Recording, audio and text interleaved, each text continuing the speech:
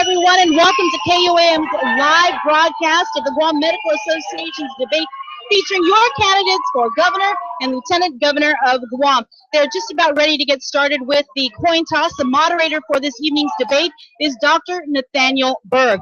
For those of you watching from home, you have got front seats on what should be an exciting night of politics. Our gubernatorial candidates are seasoned politicians.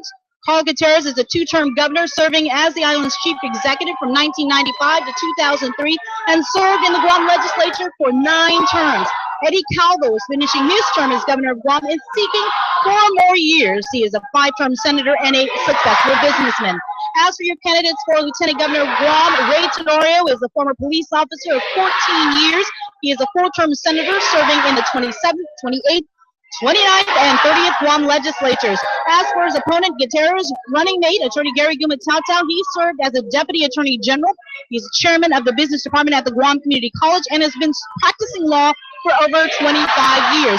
Now, a couple of things before we head over to the podium.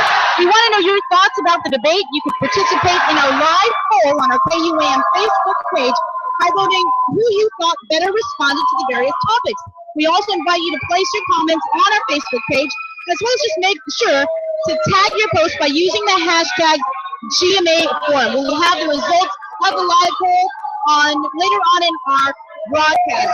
With our D14 tonight, analysts Jeff Tumon, Ron McNeach, and Sean Gumatau, they're actually with us now. Gentlemen, it is loud in here. What are you most excited to hear about this evening? Actually, I'm excited. It's really exciting. I want to hear actually both gentlemen, both camps, of course, their healthcare issues. I mean, it's taken the front lines of everything right now in our government. So I want to hear. It's a very critical point. I'm interested in listening to both sides at this point. What did you think about? Did you get a chance to watch the vote reform? Yes, I did. I really want to see what would be the next step in this kind of a sprint to election day. So I'm very excited to hear what both have to say, especially articulating their issues relative to the healthcare. So I'm really excited about seeing that tonight. Ron, what about you? Well, I think this is a great energy-producing event. There's a lot of energy in this room, and I think that energy is going to continue for the next 21 days. What do you think it's going to take for people? Because people pretty much already know who they're going to vote for. 3 weeks out, let's face it, right? So what is it going to take for these candidates to change people's minds and vote for them? I think on that long weekend, people are going to talk amongst their families and change their minds one way or the other, or support or change or continue what they think. So we'll see. What do you think? I think that what we have to look forward to is the great debate. This is only kind of setting the table for that kind of crescendo, kind of grand finale of all the public discourse we'll see. So I'm really excited to have this going into the final week of the election. Actually, I'm going to say what I said a few weeks ago. I think election night is going to be an early evening. I think the Calvo Tenorio is going to prevail an early evening. I think the people of Guam have decided already who they're going to vote for. It's still remains to be seen. We've got a couple more weeks to go, and I'm really excited about tonight first because we still got plenty more to come. So I'm really excited about the next 90 minutes. Looking forward to hearing more of your thoughts. We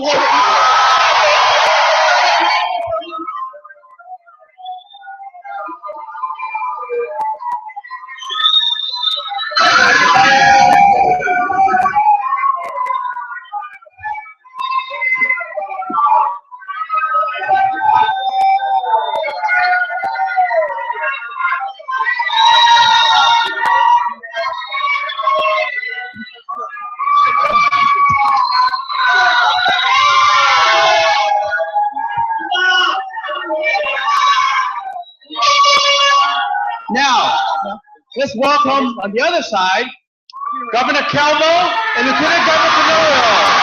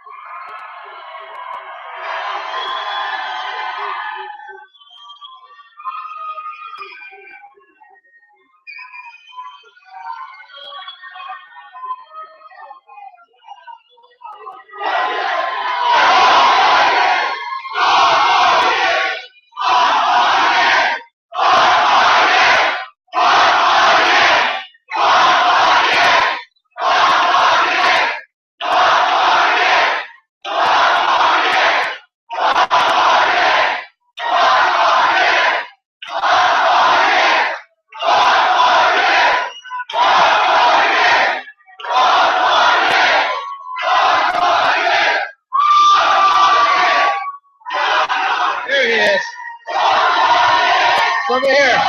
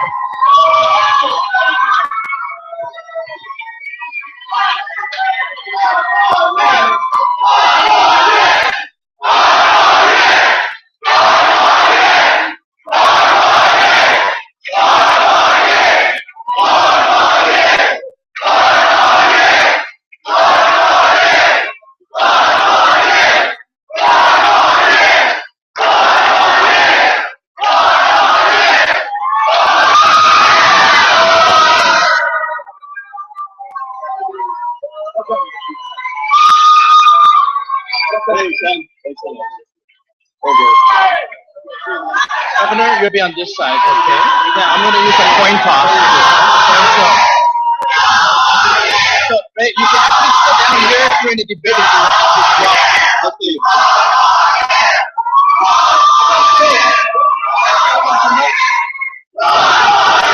Okay. Okay, one more round of applause.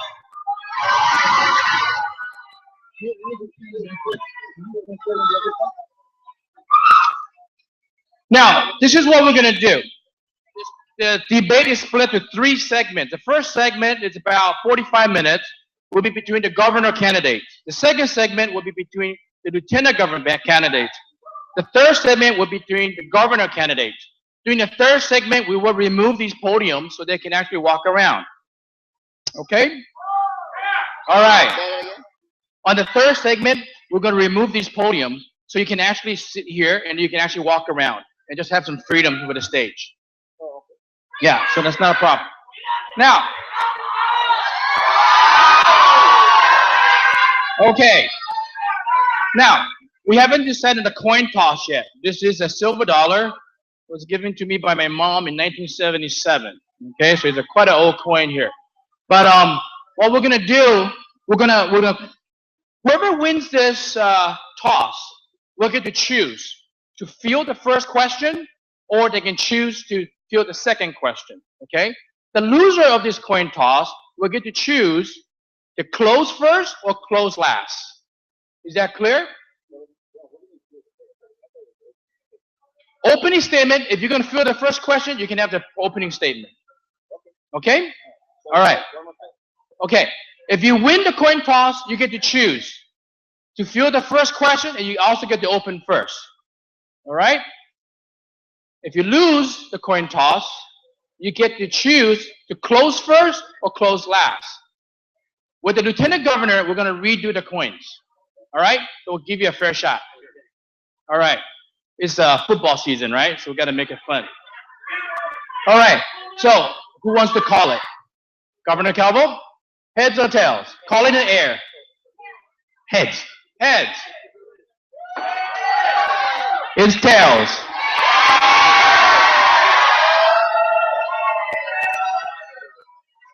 I choose to close last.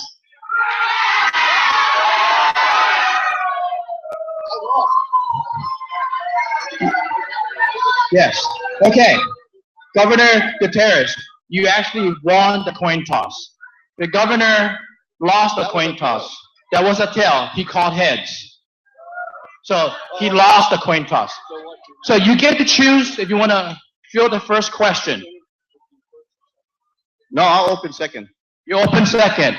Will you close first or close last? I'll close last. Or close last. Okay. So you can have a seat there. Yeah, you can have a seat. So she makes the first opening. She'll make it first. All right. You're going to field the first question, correct? You're going to field the second question? Okay, so okay. So here it is. Governor Calvo will close last, and he will also field the first question. So he will have the opening statement. Okay. So, Governor Gutierrez, you stand here. This is your podium. Yes. Governor Calvo, I'm going to hand the mic over to Dr. Nathaniel Burke, and I'm going to get off the stage.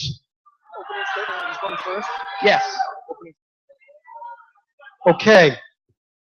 So as Dr. Shea mentioned, I'm Dr. Nathaniel Burke. I'm going to be the moderator, which means I'm trying to moderate things, which is going to be difficult with these crowds. But I'll ask that you give me at least some semblance of cooperation, which is, as Dr. Shea said, that during the breaks, loud as you want. In between, certainly applause is welcome, but I'll ask you to please try not to interfere with the continuity of tonight's debate, because we do want to hear both from you with your support, but more importantly, from the gubernatorial candidates tonight. That's what we really want to hear from. I'll ask that everybody please reach into their pocket, their purse, or underneath their right leg, pull out their cell phone and put it on vibrate. So as much as we would like to hear from you during the breaks, we don't want to hear from the babysitters, please. If your phones do go off, we ask that you, and it's an important call, please exit by the corner doors so as not to interfere with the microphones, so the people at home can also hear everybody, because the doors are much louder than you might think.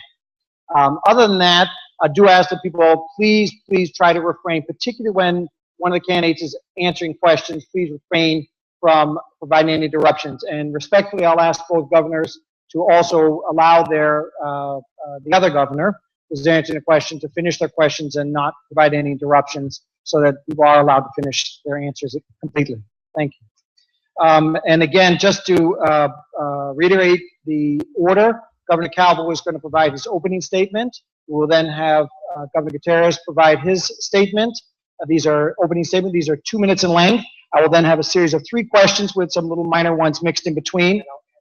That's correct. And Governor Calvo will answer the first question for 2 minutes with a rebuttal by Governor Gutierrez, who will then answer the second question with a rebuttal by Governor Calvo until we go through a series of 3 of the main questions. We will then have, there were several questions that were submitted by the candidates that we've been asked to address to their opposing candidate, and we have one of each. And since Governor Calvo is opening, it'll be his question that'll be asked to Governor Gutierrez, followed by Governor Gutierrez during this section.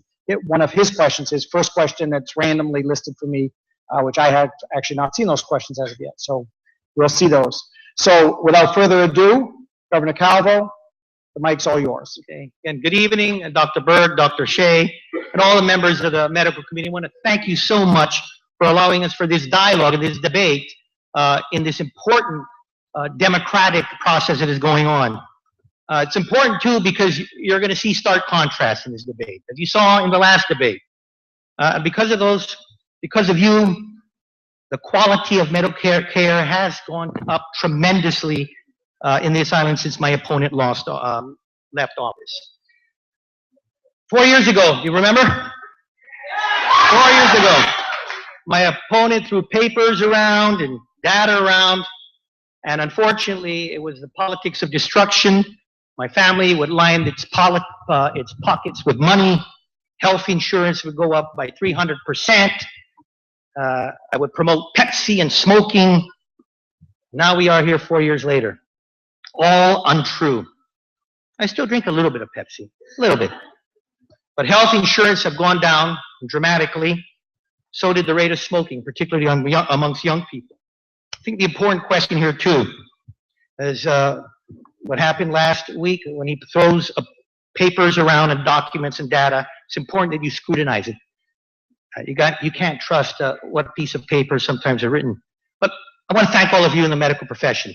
There has been so much progress. And look around. Look at our hospital.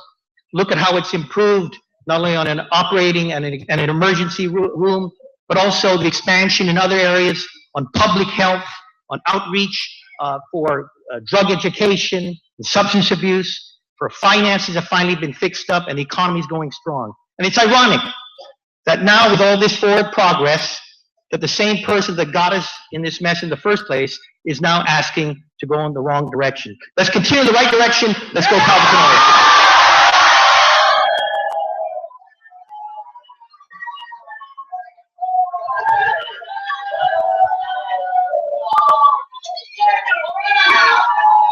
Thank you, Governor Calvo. Governor Gutierrez, 2 minutes for your opening remarks. Thank you very much, Dr. Berg, Dr. Shea, and the Guam Medical Association. Let me at the outset say this, that last week at a private gathering of Rotarians, I spoke with them, and some people said that I was angry and doing those, crazy things. So if they feel that way, let me apologize to each and every one of you out there. It's not going to happen tonight. This is a public forum. This is a public forum. But members, this is a serious time for ladies and gentlemen, this is a serious time for our hospital, our healthcare system, and our community. It calls for serious leadership, not more press releases or election year stunts. It calls for leadership that will stand up for the interests of every family on the island and not just one health insurer or one family. Over $100 million was transferred to Guam Memorial Hospital in the last 4 years out of the appropriations and borrowing from the legislature. Still, we are short of equipment and supplies with over 1,200 employees and an average of $30 million deficit every year. Eddie Calvo fired the last hospital board and put his own people in there on February 17, 2011. And now Eddie would like for us to believe that there is nothing wrong with the problems at GMH, that he sent Troy Torres and Benita Magnoane to fix them. The question before you tonight, ladies and gentlemen, do you believe him? We need a serious approach. We need a serious approach to the challenges before us with Guam Memorial Hospital and our healthcare system. We need to move seriously to building an urgent care center at Guam Memorial Hospital and relieve the burden at the emergency room while retaining the revenues for the Guam Memorial Hospital. We need to beef up the public health facilities. Well, that was fast. I got some more though. Thank you. Back on it. Thank you, gentlemen. Okay. Now, the island clearly recognizes that we have great ways to go in improving healthcare on Guam. However, both of you have now had time as governor, and as a serving governor, you've had 4 years. We'd like to know what you've done, you and your administration, as governor to improve healthcare on Guam. That's a 2-minute Particularly in the question. hospital, there's 2 things we've done that's the contrast with my opponent. First of all, we never ran out of medicine or blood products. We continued accreditation, something he said that was impossible. And with that also, there haven't been no convictions at the hospitals either in our term. Public health, we've opened a Southern Community Health Center. We've increased in both community health centers hours to alleviate pressures at the hospital. We're expanding, by the way, the urgent care, Governor, we're doing it. We're moving on an urgent care center after we do the maternity and labor ward as well. Also, we put in a record $80 million in Medicaid. Some of it wasn't appropriated. We just want to thank the fiscal team. We found the money, plus another $10 million in MIP. So almost $100 million has gone for the poor. That's about 3 times the number that in my opposition's time. We are encouraging continued access to health care and different options. I've been in favor of that regional medical hospital. I know the Democrats have been against it, but I believe it's good for the people. I also believe that we should encourage more clinics, and more clinics are opening up. We're moving forward. We've done Medicaid, that services that are not provided here in Guam. We've opened it up in the Philippines. We're going to do the same thing with Medicare. The same work that we did with Medicaid, we're going to do with Medicare. There is so much good that's coming around. And with that, again, I'm asking you all, take a look at the results. Take a look at 20 years ago of, again, no money, no medicine, no accreditation, a dictatorship that threw everything away. And by the way, all those audits you're saying, all your administration, that hospital was either non-auditable or had severe question costs. The first clean audit came out in 2006, years after my opponent's administration. Things are going in the right direction. Let's continue on.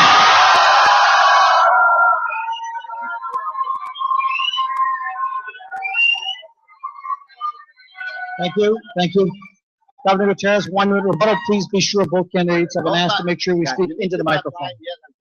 So I don't Indeed. my time. Please, because it does eat into the time, a light applause would be appreciated. Governor You Gutierrez, know, 1 minute. ladies and gentlemen, the reason why my opponent likes to dig up and dredge up the past and start throwing the mud is because he is wanting to distance himself from the present and the future that confronts us all if he's reelected. He doesn't want you to think about how the hospital has gone downhill under his watch. He doesn't want you to think that he fired the entire board that got us the accreditation, Lulian Guerrero and Miss Matera. These people got it. And the first thing he did, it makes you wonder, why did you fire the board that kept the cost down below the 35 million you're in deficit every year now? Why did you do it? Think about it. He put all his cronies in there.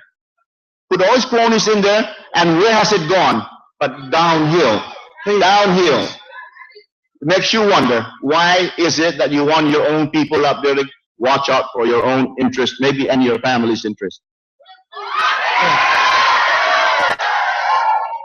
Okay. All right. Please, you're making my job more difficult. I need to keep things moderated and keep things flowing here. Okay, the next question has to do with providing coverage for all members of our community. We recently found ourselves in a situation where Obamacare was found not to apply to the territory of Guam or any of the territories.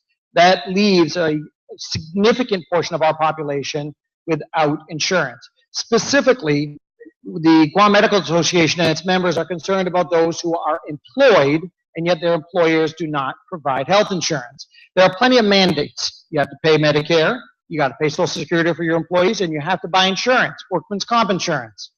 You don't have to buy health insurance for your employers here on Guam, which leaves people who are working, and yet they get up every morning and have to make the decision as to whether or not sometimes to spend rent money or go to the Guam Hospital emergency room because they don't have any coverage and they've waited too long. Do you support a mandate? This is first for you, Governor Gutierrez. Do you support a mandate that all employers will provide at least some form of health insurance for those who are working for them?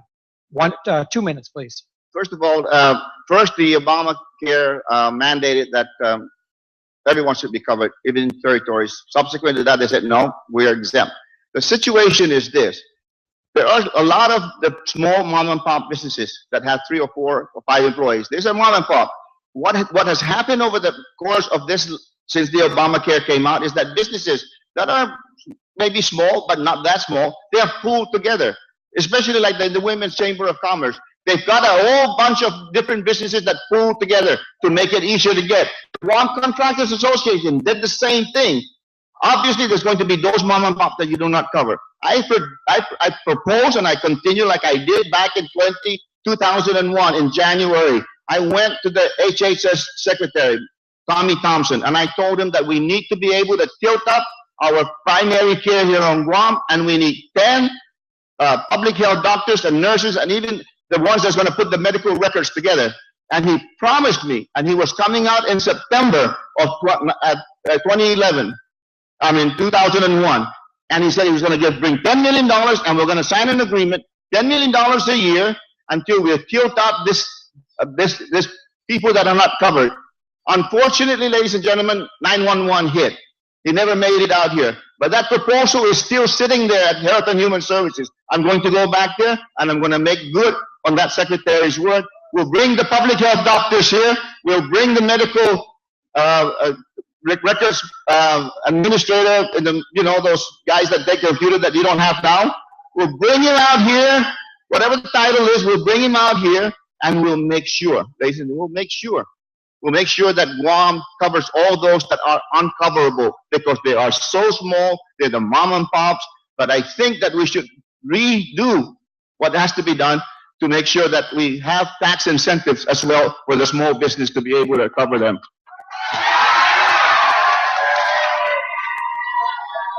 Okay. Thank you. Governor Gutierrez, 30 seconds rebuttal on whether or not we should have an employer mandate to provide health insurance. Broken record. I'm gonna 8 years to do it, and he didn't do it. He's still promising it. That's the difference between us. As a governor, as a Republican, I said it from the beginning, I'm for Obamacare. Obamacare, if it's given to us, the territories, as it's applied to the states. Unfortunately, with a Democratic administration and a Democratic Senate that made the changes, the territories were excluded. I do believe, of course, on mandatory insurance. It's part of the three-legged stool. But again, when we're getting the 100% support from Medicaid from the states, and we're only getting 57%, well, what I'm going to do is going to try to push so at least for FAS citizens to participate in Medicaid, so at least 57% could be paid. And then I'm going to fight the Democratic Congress. I'm going to fight the Democratic administration and say, hey, treat the territories like you treat the other states. Let's get that. Let's get that tax credit. Let's get that tax credit. So yes, I'm for mandatory health insurance. Part of the three-legged stool. Thank you. Okay, thank you. Okay, now I will ask again, most importantly, if there, I hate to play policeman up here, but if there are interruptions to one of the candidates by the opposing side, it's pretty easy for me to know which one is that. I'm going to extend the answers. So if someone interrupts, we're going to give an extra 10 seconds to every time there's an interruption. We really need to allow the candidates to finish answering their questions. Now, this next question segues right into from the last question, and that is, it has to do with compact impact. Now, this is a topic that we've discussed at every debate for years, and specifically, as we discussed last night in the senatorial forum, you can throw as much money as you want, or we can get as much money as we want from the federal government, but if we don't use that money effectively to provide health care for the citizens who are impacted, of the FSM who come here, we're going to run into the same problems. Part of it is that they don't understand how to access health care here. When they go to school, the kids go to school, they're identified as not speaking English as a primary language, and they're mandated to take English as a foreign language. However, when they come here and they're used to going to do a dispensary and a small island is the only place for health care, they come here, they don't have insurance. Medicaid certainly could be a solution if they have it from their home territory or country, but they use Guam Memorial Hospital as their primary care facility. How do we finally address the impact of the Compact of Free Association? Governor Again, Calvo. What I mentioned earlier, we have about $90 million that has been invested in Medicaid MIP. Obviously, for those that are FAS citizens, they're using MIP. The request, and I've made that request to see if we could get Micronesian citizens to be participatory in Medicaid, so that it would at least get at least 57% share from the federal government.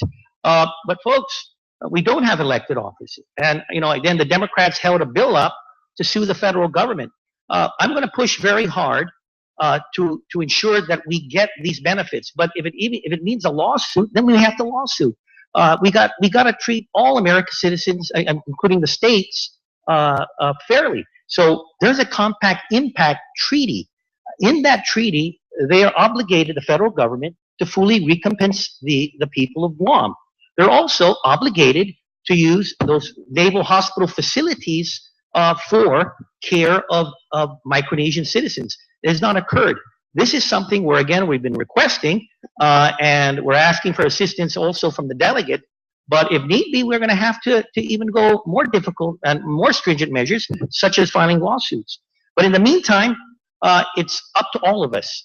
That means investing in our hospital, investing in our public health centers, in creating an urgent care facility at the hospital, alleviate the pressures of that emergency room that is so expensive, so that we can incorporate not only our local citizenry, but also of those that have immigrated from the compact states. So it's multi-level. It's what we have to do within our control here in Guam, and by investing in health facilities to pay for them, and then at the same time pressing the federal government to make good in their promises. Thank you.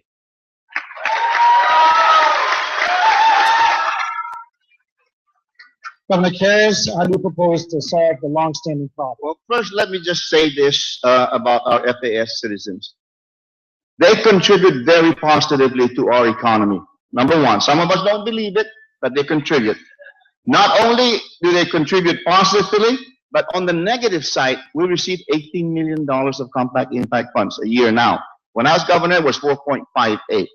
Situation is this, and thank God that we have a speaker in the Guam legislature with the Democratic senators working with the Association of Pacific Island Legislatures, trying to pool all of the Micronesian islands, Guam, so that we have an insurance coverage by all these people around us. Because the Navy is not going to appropriate the money under the compact to make sure that they take the citizens to come in Naval Hospital. They tricked us. They said, oh, we're going to authorize you people to use the hospital, but they never appropriate it. Have you looked at that language? They never say that they're going to appropriate it. Authorizing, and for 2.5 decades, they never appropriated the funds. I think it's about time that we pound on the door and do it. We got a network to do it.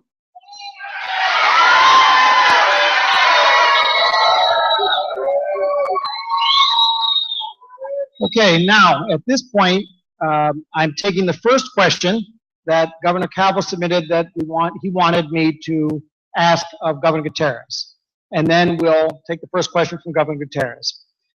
So this is from Governor Calvo. Governor Gutierrez, in your 2002 State of the Island address, you threatened to increase taxes and to lay off GovGuam employees because of the poor state of affairs of the government. At the end of your 2 terms, by your very own admission, people were not better off. At a pocket meeting a few weeks ago, you said there's no way around layoffs in January. If you are elected, will you lay off GovGuam workers in January? Well, let me tell you that my term from 1995 to 2003, the first week. If anybody of you remember just how many disasters hit this island? BRAC 93, BRAC 95, they closed down SRF, they realigned NICTAM, they realigned the naval station, they closed down NAS Aganya. All the 7,000 people that were military were gone. The 1,000 families from SRF were gone. The economy fell. It fell by almost 300 million while I was in office. The fact of the matter is that I was not trying to raise whatever you're saying I'm raising. It's the legislature that has the authority to do that. Raise taxes. It's not me. It's the legislature that does that. Did they ever send me one to sign? Absolutely not. You have to come back and live in our reality, Governor. You cannot live in your own reality because the facts does not bear out. You're entitled to your own opinion, but not to your own facts. I'm telling you this, Governor, you're going to be found out even more because as time goes on, you would realize that whatever you're throwing out there in the brainwashing, inculcating of the minds of our people, they've found out about what your trick is. And they're not going to accept it anymore, Governor.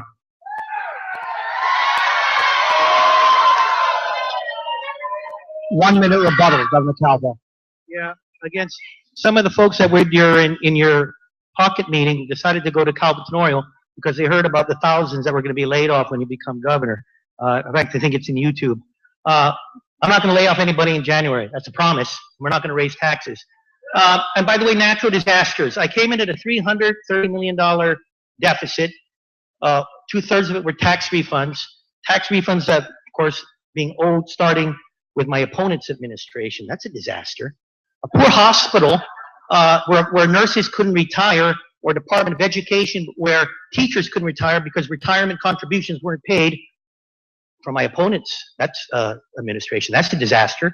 COLA that was not paid. EIC where my opponent actually sued not to pay EIC, and all these millions owed as part of that deficit. That's a disaster. By the way, folks, this thing with the dump, when my opponent was trying to build an incinerator, he decided to stop everything else from happening. And that's when we had no trash being picked up and fires in Ordon. I could go on and on. There is a natural disaster when I came in. It started from him.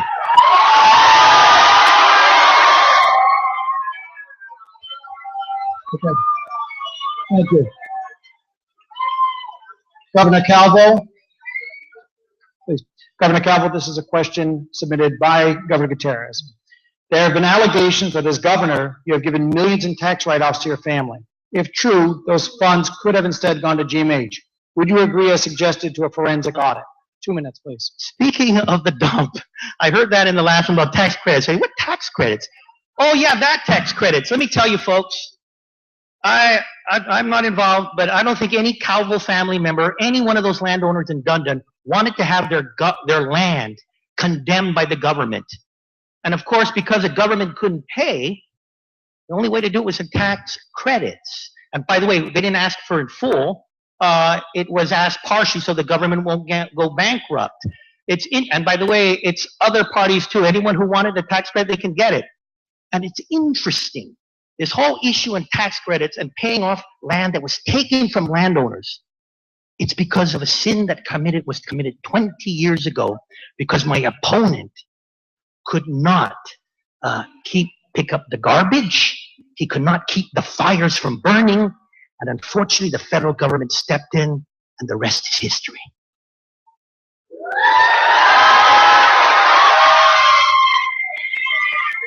Thank you. Gutierrez, 1 minute rebuttal. Did you hear that, my dear people of Guam, the hocus pocus? We're not talking about land tax credit. We're talking about, have you ever written off taxes and penalties to one of your family's businesses? Are you willing to allow us to do a forensics audit? Is the question. That's the question. Answer if you did, and that's all we're asking you.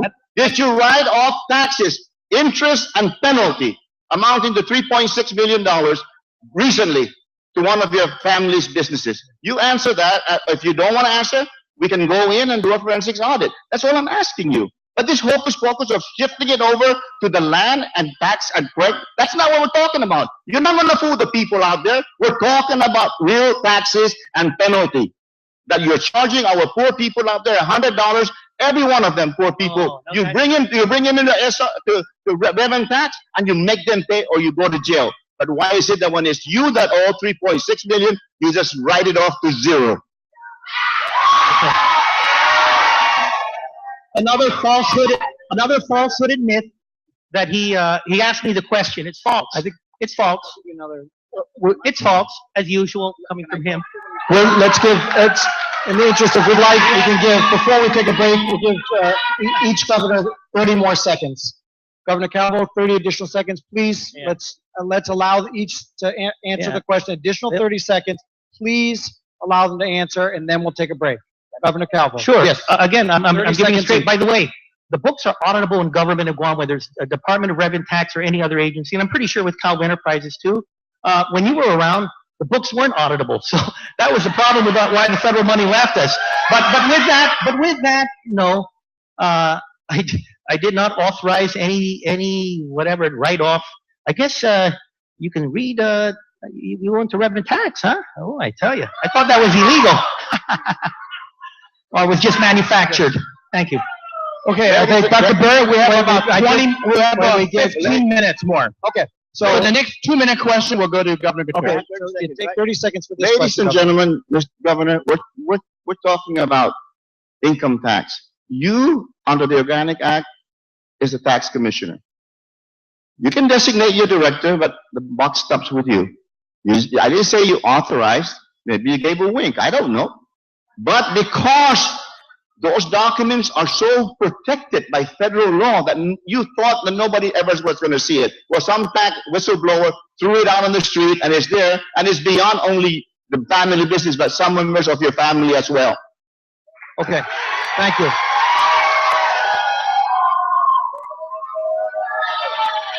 We're going to move on. We're going to move on to a topic. Okay, thank you. We're going to move on to medicinal marijuana, which the legislature has now voted successfully to put as a proposal to the people of Guam to know, primarily to know, do the people of Guam want to allow medicinal marijuana as an option in our community, pending legislation that will define exactly how it is to work. And the question is, do you support the proposal as it is, and would you support implementation were it to pass? I think at this point we're actually, sorry, Governor Gutierrez, lost track of myself. 2 minutes, please. Ladies and gentlemen, the proposal that's out there right now is whether you, first of all, I don't think anyone should get between the doctor and his patient, their patient. The proposal that's out there right now, if passed by referendum, requires that rules and regulations are written up so that we can move forward and make sure that it stays within the realm of medical marijuana.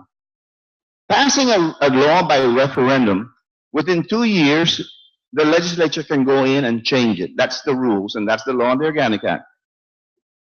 Coming out and just doing a blanket decriminalization or legalization is something that the community can begin to talk. We take baby steps.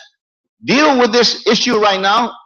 Find out from the community whether marijuana for medicinal use is okay. Let's explore the next step. We're not saying that we're going to hold back and stop it there, but let's explore the next step. Right now, I understand that the addictive rate for marijuana is around 10% compared to 30% for alcohol. You know, so it's not being put at Schedule 1 for some good reason. I don't know why it's put there. Alcohol should go there, Schedule 1 itself. But I'm saying to you that we need to reinvent what's happening with our war on marijuana. Too many people are in jail for the use of marijuana when it should not happen. It is not a crime that you people would want somebody to be taken away from their families. There's a way, as an interdiction from the community, to beef up the former mental health. I forgot the name of that new old place now, but let's deal with it. But do not ever equate marijuana as addictive. That's going to ruin your life. It has been proven that it is not. Thank you. Governor Calvo, 1 minute, please. Yeah. I, like many people, everyone here has had experience with someone, either themselves or close to them, that is hurting, sick, and either you want to either get a medicine to make them feel good or take the pain away or to heal them. So I'm open to everything, but I'm not a doctor. There are two conditions that I would like to see happen before I would say let's go have medicinal marijuana. You, the medical professionals, the doctors, you're the doctors. You got to tell us whether this has a value as a medicine, whether it's for relieving pain or healing. Number two, we need to have the proper regulatory mechanisms in place. So whoever the governor is, whatever administration, whether it's in the growing aspect, in the distribution, to the pharmacies, or the dispensing, that means rev and tax, law enforcement, the Attorney General's Office in Public Health, we better have the necessary resources to ensure that it's properly regulated, because we don't want another black market to occur or substance abuse. Thank you.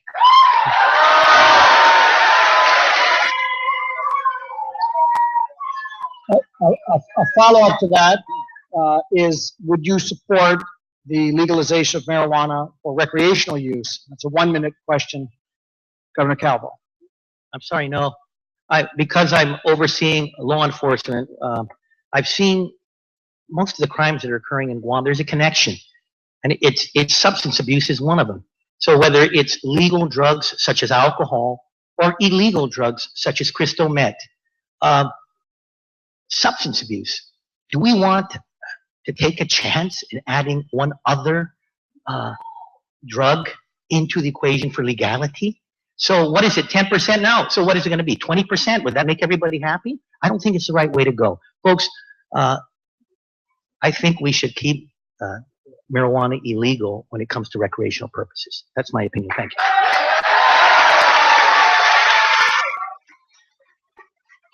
Governor Gutierrez. If it's 30% addictive with alcohol, obviously you agree because you keep selling it. Ladies and gentlemen, like I said, let's get this referendum to pass. Let's get the rules and the regulations. It might take a year or two. Who knows? This is going to be stamped out where the public are going to accept it. Once having done that, then the medical community can come together and see and look and study what has transpired for, let's say, 2, 3, 4, 5 years, and see whether in fact we have the mechanism in place to watch it and control it, so that there's not being any abuse out there with the medical marijuana use.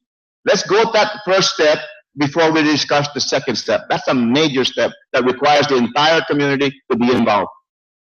Thank you. Governor Gutierrez, there's a problem that has plagued the health community and therefore the members of our community at large for many years, and that is a failure for payments to be administered properly, or at least in a timely fashion, through MIP and Medicaid.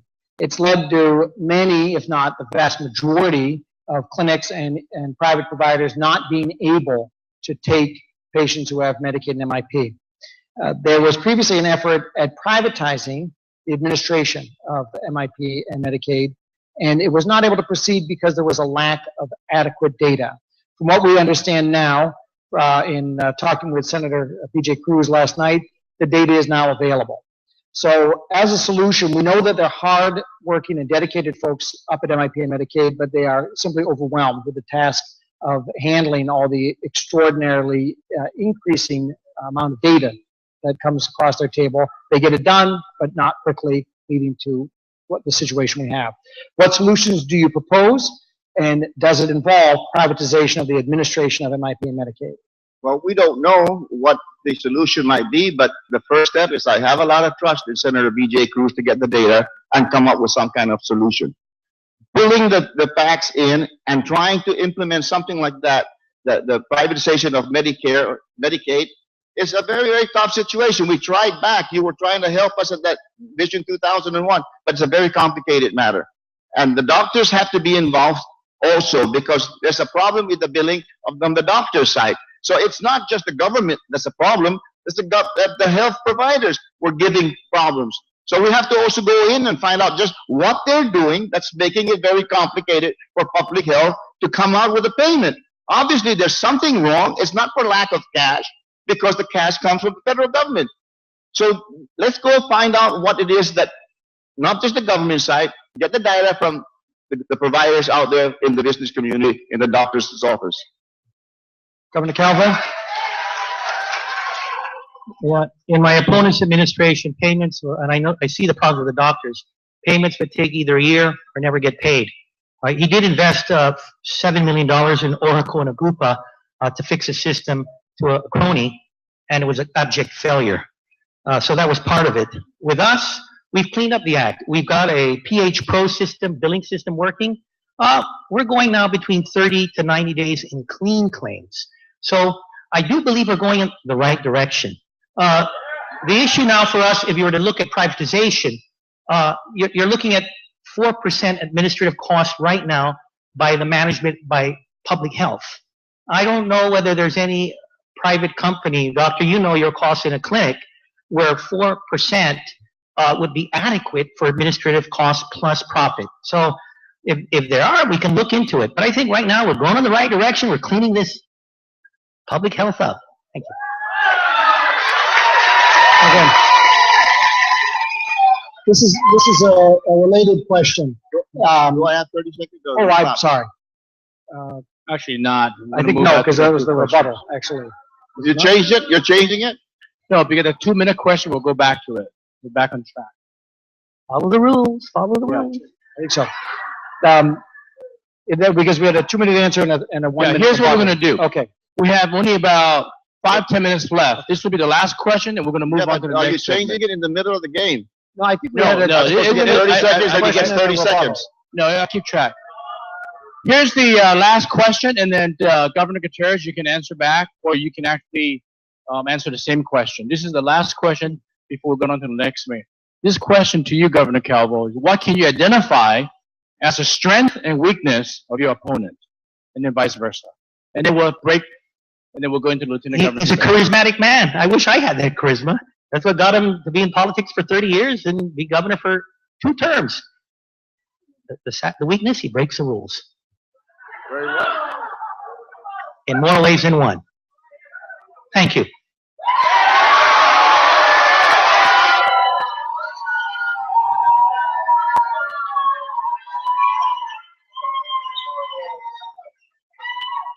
Governor Gutierrez, 1 minute. You know what I really admire about Governor Calvo is his tenacity and willingness and avidness of loving his family. He just loves his family so much that sometimes he forgets who he's working for as governor of Guam. When a governor negotiate with himself in the healthcare business, guess who wins?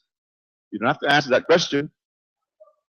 When he negotiates with himself, when the governor negotiates with himself, who wins? Just like this last bid, who won? The problem is that his weakness is that he doesn't tell the facts. He creates his own reality with his people and says, this is it, ladies and believe it, and I'm going to tell my people at KUAM to tell you that it's good. That's all he does. Okay.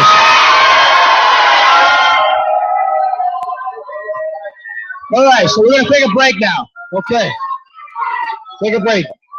Okay. Up next. When we come back, I'll ask you to keep it similar tone. Again, the most important thing is please allow the candidates to answer their question.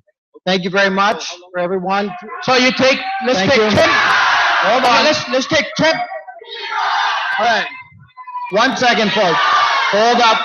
Hold up. Okay, let's take 10-minute break. There's food outside and coming back within 7 minutes. We'll get settled in, okay? Thank you. Thank you. Jeff?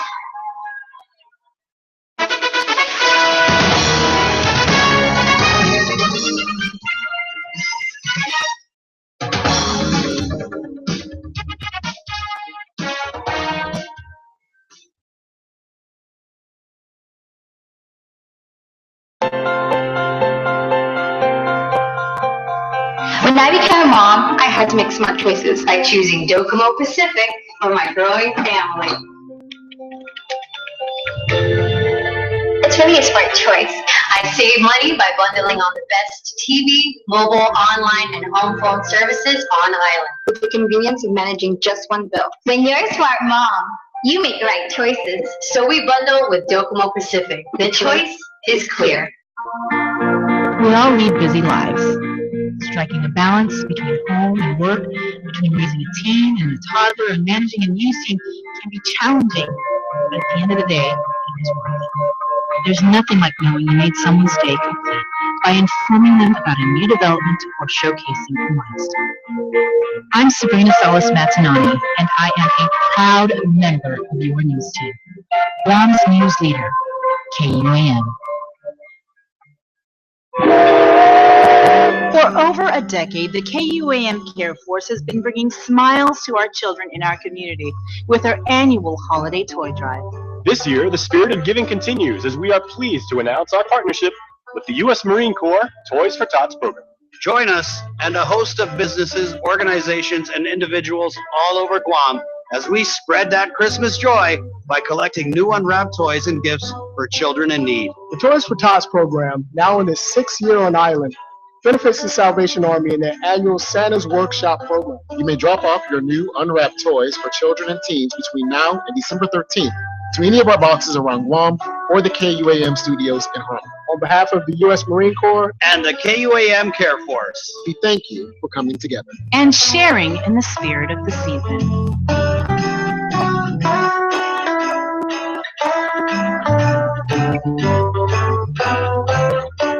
Talk about Guam. We want to hear from you. See your pics of our beautiful island and people and get your thoughts about what's going on in our community.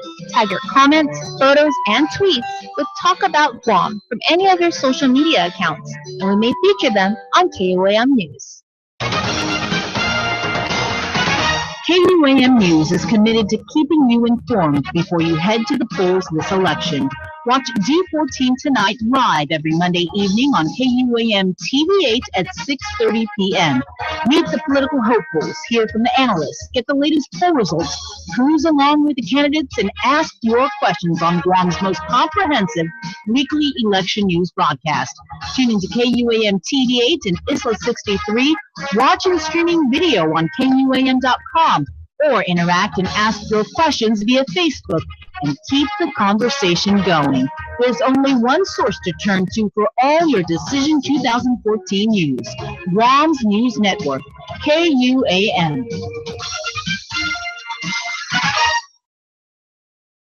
Be a hero. Get balls for kids to catch.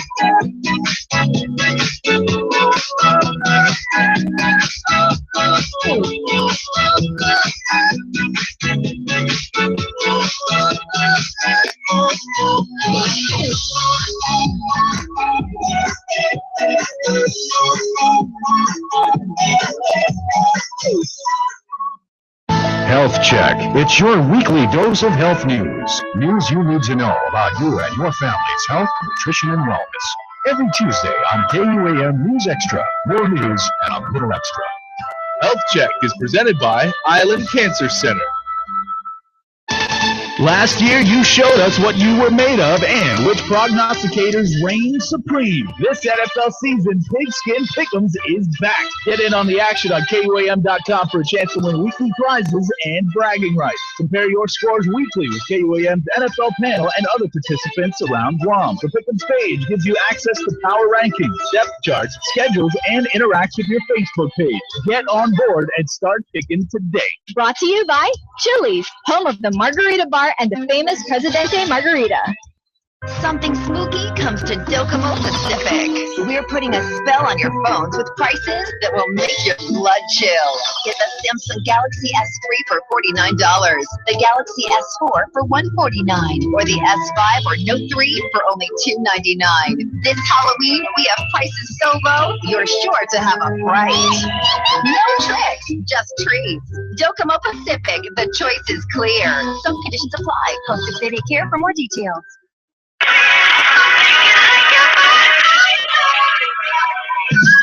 It's a celebration of birthdays all over Guam. Get your shout-outs on the Cold Stone Creamery Birthday Club on KUAM News and Radio. One lucky person wins a birthday cake from Cold Stone Creamery every week. Visit KUAM.com for more details and to submit your birthday club shout-outs today. Happy birthday to you, and you, and you, and you, from the stations of KUAM and Cold Stone Creamery. Happy birthday.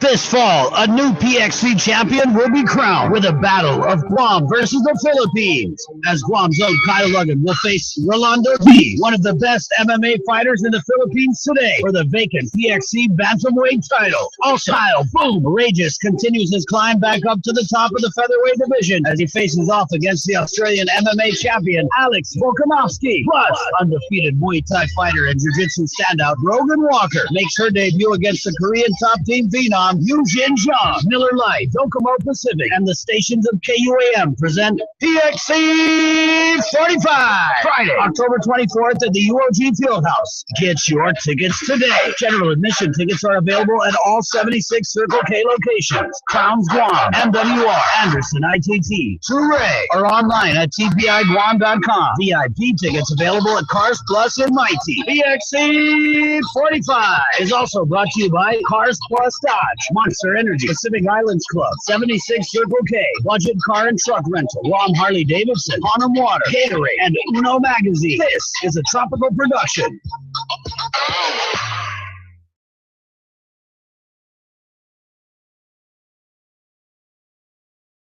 Join Andy Wheeler for Game Day Grub at TGI Fridays for lunch specials on NFL Mondays and Fridays during the regular season. Andy will be on site to talk up the games and give away prizes to spirited NFL fans. So rep your team and head down to TGI Fridays. It's a supersized season with the stations of KUAM.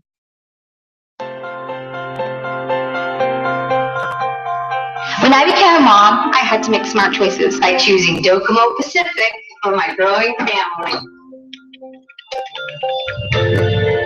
It's really a smart choice. I save money by bundling on the best TV, mobile, online, and home phone services on island, with the convenience of managing just one bill. When you're a smart mom, you make the right choices. So we bundle with Docomo Pacific. The choice is clear. Health Check. It's your weekly dose of health news. News you need to know about you and your family's health, nutrition, and wellness. Every Tuesday on KUAM News Extra. More news and a little extra. Health Check is presented by Island Cancer Center.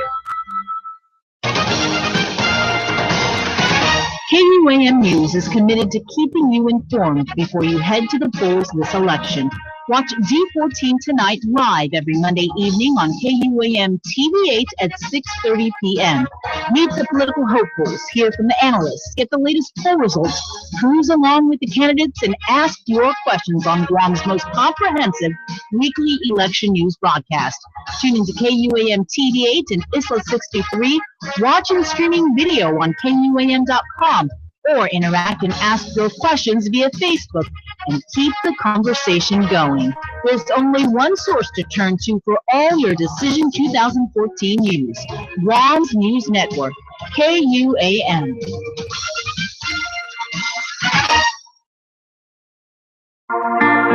We all lead busy lives. Striking a balance between home and work, between raising a teen and a toddler and managing a news team can be challenging, but at the end of the day, it is worth it.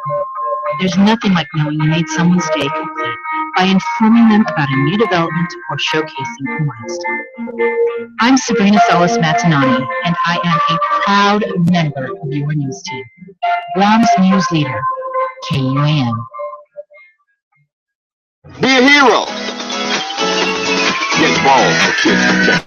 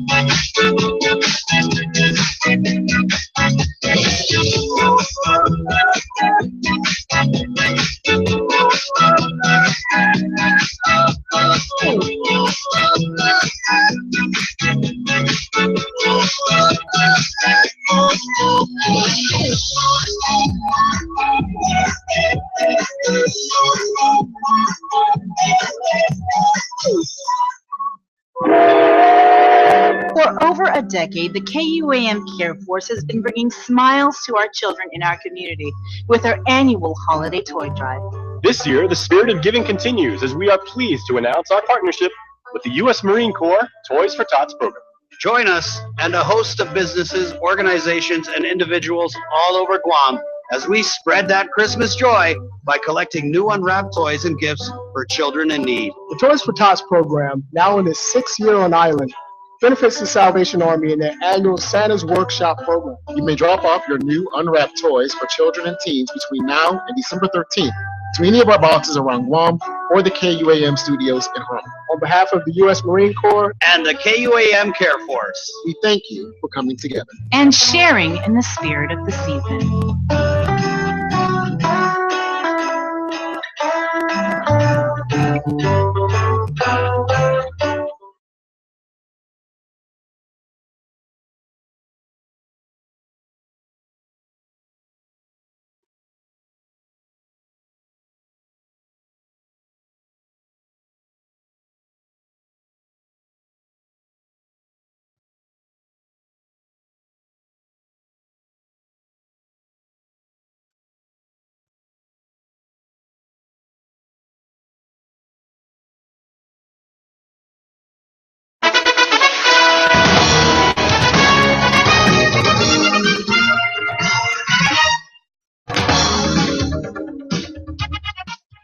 Call heads.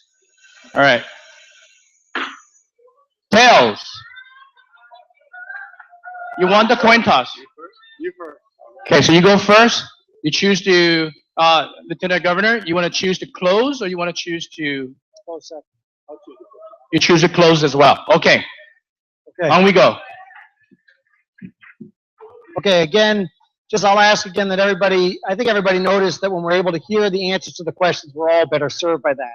Again, if you happen to have turned your phone on to make a call, please reach in your pocket, in your purse, under your right leg, wherever your phone is, and ensure that it's on vibrate.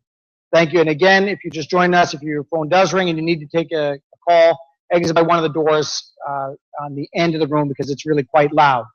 And again, let's be respectful to candidates and allow them to share their answers with us. Without further ado, Governor Gubernatorial, 1.5 minutes opening statement. I want to thank all the doctors and medical professionals and everybody who put this together. I especially want to thank all of our supporters as well as the supporters for our opponent for making the time to be here to engage in this process. This is an important forum for us to be able to see the differences between the contrast and the candidates, obviously for governor and lieutenant governor. I know Gary Gumatata. I've known him for many years as an attorney, of course, as a friend of my mom as well as myself. And so we have this relationship, just like we have with all the people of Guam. And this is a difference between the right direction and the alternative. This is a difference between a governor who puts his highest priority at paying tax refunds or a governor who puts his lowest priority at paying tax refunds. It's a difference between a governor who's improved the school system in building Tijan and renovating Antalan and committing $100 million for the renovation of the other schools versus a governor who ultimately fought with the board, took over the Department of Education, and then lost federal funding that created the Dodea system. This is a difference between a government that makes a difference in efficiencies and professionalism, not cronyism and corruption. It's a difference between the governor who has been not just living up to his commitment, but committed to making sure that every single person on our island is represented in the democracy that we have, but improving our island. Ladies and gentlemen, I ask you to continue to support the right direction. I ask for your vote for Calvo Tenorio. Sudus Masi. Thank you. Thank you, Lieutenant Governor Tenorio. Attorney Gumatata, 1.5 minutes for your opening statement. Buenas noches. In July of 2012, the departing admiral from Guam decided that he would use his departure as an opportunity to take pot shots at the leadership of Guam. He told the people of Guam that the leadership needed to man up. Ray Tenorio followed on that same day at the same venue and said the leadership of Guam needed to man up. And what they were talking about was the fight over Tijan, the inability of the Navy to provide an EIS that was adequate. And if you recall, a private attorney here in Guam by the name of Levin Camacho joined with a stateside attorney and sued the military and won a judgment where they'd have to come back and now do a proper EIS. And Congress has also validated the leadership of Guam by saying to the military, you're not getting 1 cent for a buildup until you give us a proper plan. You, Ray Tenorio, disparaged the leadership of Guam. You, Ray Tenorio, disparaged the Micronesian community of Guam. You've blamed them for the problems on Guam.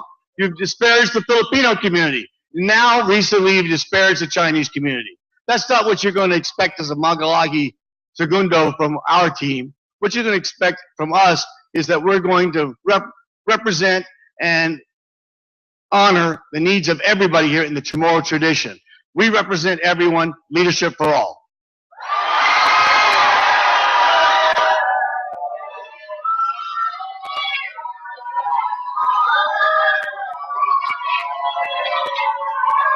Okay. Yeah, and then can I explain the bell a little bit? The reason we're doing the bell is because we want a candidate, just for this particular segment, is to add 30 seconds time. We have 1 bell. At the end, when stop is 2 bells, just for this particular. Thank you. Okay.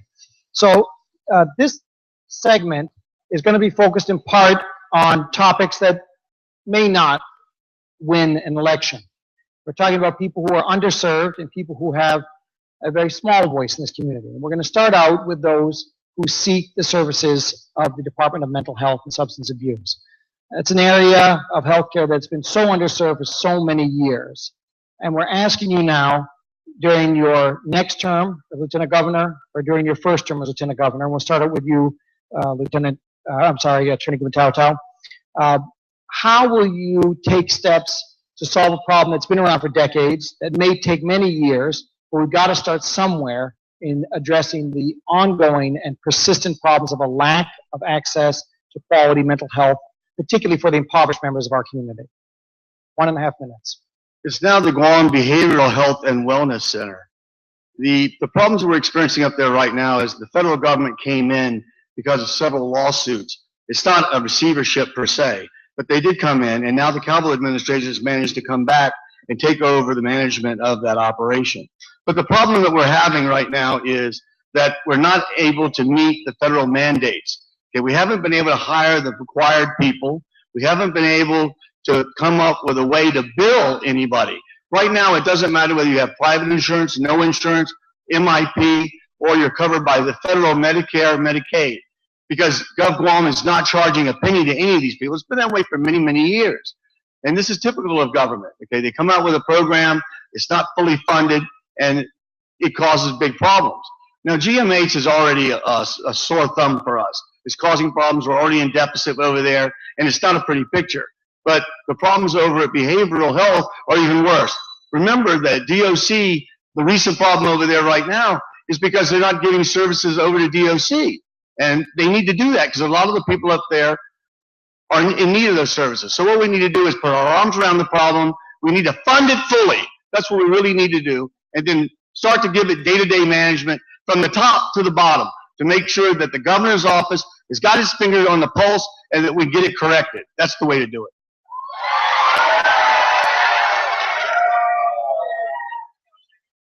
One-minute rebuttal, Lieutenant Governor Tenorio. I appreciate Mr. Gumatauto's response because he just acknowledged that the Calvo Tenorio administration had so much confidence that we not just took it back from per se receivership, we've had it under good management ever since and have not gone back under that federal management. That's a great testament not only to the people who work in the Department of Public Health and Mental Health and GMH and all the other people who have not come under receivership, is the fact that we've not been sustained in that regard. So the federal government came in and took responsibility when we could have and should have and did ultimately take it back from management. This administration is about serving every single person with professionals. They got more psychiatrists, they got more professionals working at mental health, which is now the behavioral health and wellness, than they've had in the past. And we're getting a psychiatrist, as a matter of fact, who's going to work in DOC just this coming week. The contract's under review of the Attorney General's office. Ladies and gentlemen, we're making progress. We are moving in the direction we should be, the right direction. Thank you.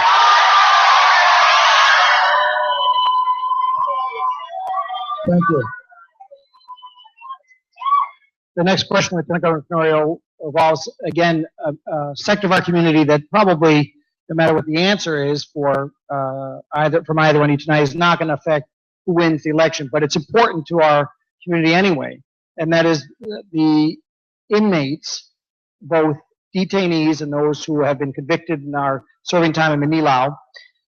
We clearly see that they're underserved with healthcare, as you mentioned. Okay, there are steps being taken now, but this has been a problem, again, of years and years, and we're discovering some things that we saw that are really awful, that patients are being denied care. They're patients to us. They're not detainees. They're humans. They're members of our community, some of whom haven't been convicted of anything. And yet we see that they are being deprived of standard of care now and have been for many, many years. What steps are you going to take as Lieutenant Governor and as part of the next administration, whether it be reelected or the new administration, to stop that? Ladies and gentlemen, we're already stopping that.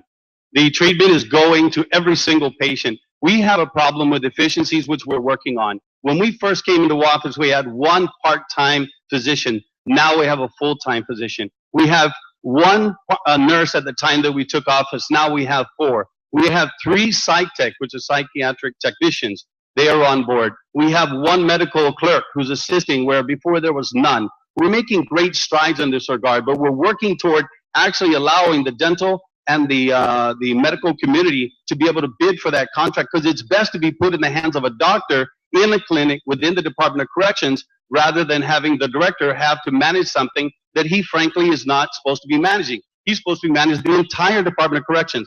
I agree with you exactly. Every single person is entitled to care. Every single person should get that care, regardless whether convicted or detainees. And that's exactly what's happening. We have problems, of course, but even the district court has acknowledged we've made great strides. We're closer to being out from the stipulated agreement than any administration has ever been. We are supportive of building a brand new facility, not just to have an infirmary but also the mental health facilities, as well as the dental facilities, medical and everything else, and save our people a lot of money on overtime and other costs. We are making the right choices, and we are correcting the problems of the past. And ladies and gentlemen, we are making those things happen now, not next year. Thank you. Thank you. Attorney Rebuttal, 1 minute rebuttal. This is the problem. You didn't answer the question. The question is, what are you going to do? I'll tell you what I would do. I'd fire the DOC director before we all get sued. The whole withhold treatment for somebody that's HIV positive for any reason at all is wrong. It's absolutely wrong. He's entitled to treatment. You don't have to go to law school to understand that. The director was told by health professionals this man needed it. He had to wait till he went to court and was going to do a plea agreement while he was under duress before that the judge recognized what was going on and said, no way, I'm not taking the plea agreement, and I'm ordering you to provide the services. You're not doing your job. You should have fired the guy instead of patting him on the back. That's what you need to do, is make sure these directors follow the law.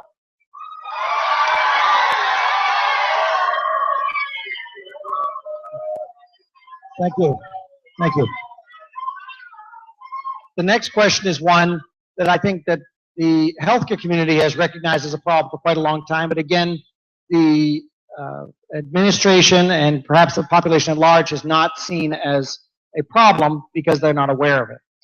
There's a lack of continuity between Guam Hospital and the Department of Public Health that costs us a tremendous amount of money and also leads to poor quality care. And that is that right now, when patients go to the Department of Public Health and they later go to Guam Hospital, their records aren't available. The physicians who work and other healthcare providers who work at the Department of Public Health don't work at Guam Hospital. So patients who arrive there in the evening, or perhaps an automobile accident, they might have an acute problem, but long-standing, chronic problems. The physician who sees them there, they don't have the records. It's one system, and those people end up having delayed care, and they have to wait sometimes till the next morning to get the records. The lack of integration costs us money because we repeat test. A patient may have well had an x-ray done early in the afternoon. They're going to get another one because the results aren't available. What will you do during the next 4 years to help integrate that to provide better quality care to the patients who are served by public health in Guam Hospital and to reduce the costs? It's to you, Attorney Rebuttal. Thank you. Well, we clearly need to unify the records and make them HIPAA compliant so they're protected and confidential. But there's no reason at all, since we're such a small island, that we can't unify the records. And every person that gets off the boat that comes to Guam should be given a health card and told about the different systems that we have and what's available. So we're not going to overwhelm what's going on over GMH. This kind of answers a question that was asked earlier. But we need to integrate and unify the records and make sure that this information is made available to every healthcare professional whenever they're dealing with a patient.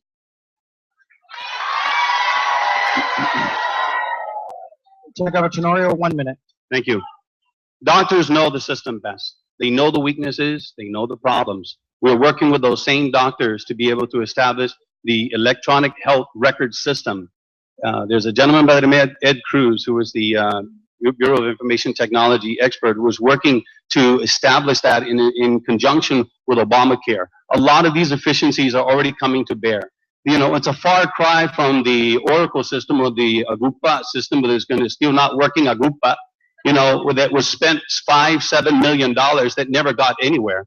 Ladies and gentlemen, we've not just got that with the BH Pro system, which is obviously establishing those communication linkages between public health and GMH, as well as other places and other clinics throughout the island. The ability for us to be able to communicate, to not have those redundant services, is essential, because no one should have to pay twice for the same service ultimately that they've already received.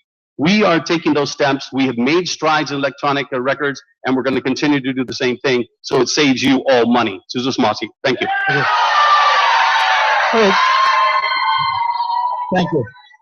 Now, this question, we've asked the questions about marijuana, and we've asked about medical marijuana. We also have talked about recreational marijuana. And this question is going to be directed to each of you that will reflect your history, so you'll have 1 minute to answer and 30-second rebuttal each. So I'll start here with Lieutenant Governor Tenorio. As your time as a police officer, we're asking you to comment on whether or not the current system of police enforcement of recreational marijuana is working? You think we should keep the system as it is? Or is there a mechanism, as a police officer in your experience, to allow for a better way of enforcing the laws? And does it involve legalization in some fashion for recreational marijuana?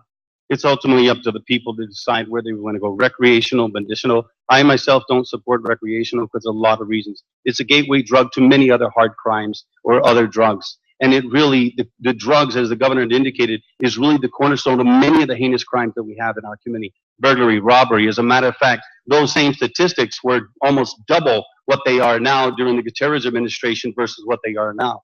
The robberies, the burglaries, the thefts were at least 50% higher during the Gutierrez administration than they are right now. We have been making strides, ladies and gentlemen, improving the crime problem that we have. We have more police officers, we've bought more patrol cars, but the reality is, if you go to the system of looking at enforcement, officers see someone, they arrest them or they cite them because it's a violation.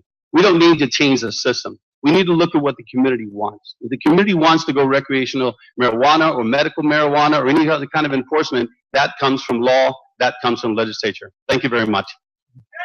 So, before you allow for a rebuttal on that, again, Attorney Gutierrez, as an attorney, do you think the current system works well, or is there a better answer, and does it involve, in some form, legalization of recreational marijuana?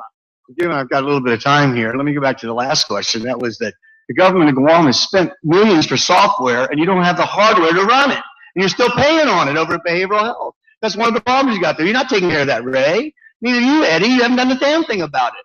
I'll tell you right now, you need to get off your carcass and get the job done. As far as I'm concerned, legalize marijuana. It's not a new idea, okay? It's going on all the way across the nation, you know, and we don't have to reinvent the wheel here. Legalize it, put it on top of the table, tax the sin out of it, and make sure that we're getting some money off of it. I've never heard of anybody robbing a bank because they were going to go out and buy some pot. They needed it. Okay, methamphetamine, yes, but not pot. Potheads do not rob banks. I don't know where you're getting statistics. Are you watching Reefer Madness, 1950? Okay. All right. Okay. You will each now have a 1-minute rebuttal to those responses. Lieutenant Governor Tenorio. Ladies and gentlemen, you can listen to the sensationalism. You can talk about rhetoric and politics and records, but the reality is we're talking about people's lives. We already have a problem with the education of many of our people, most of which who don't get the right education ultimately resort to crime.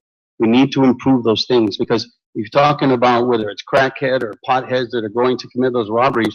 Maybe you have better stats than I do. My experience as a cop for 15 years and being in public safety, overseeing legislature, and now overseeing it in the Lieutenant Governor's office, it's still a problem, Gary. We need to make sure that we're not harming our community by allowing a course of action which is going to hurt more people.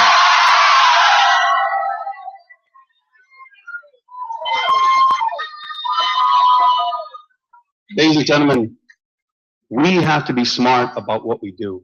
You take a course of action, you regret, it's too late. People's lives are destroyed. Many of us have been touched by drugs. We can't allow it to continue. Jesus Mossy, thank you. Thank you. Thank you. Please. Attorney Gutierrez, 1-minute rebuttal. Again, this whole discussion has already been taking place all across the nation. And I think most of the people that were against pot, for the reasons you stated, have finally decided there was never anything to back that up. There are no facts to back it up. There are no studies to back it up. And if you've been watching Reefer Madness, I guess that you're still awake at night worrying about whether or not potheads are going to come and eat you like zombies. Okay, there's nothing to that. I don't advocate the use of pot. Pot takes away your ambition. You're not going to get anywhere in life if you do it. But I also don't advocate drinking. I don't drink alcohol. So the bottom line is legalizing it and telling people they should use it are two different things. But the reality is there's no need to keep the law the way it is. I work the law side. You work the street. Bottom line is there's need to waste the money in the system the way we do, pushing people that do pot into jail. Thank you. Okay, thank you. Okay, thank you. Now, this is a question that has to be asked, but none of us really want to think about it.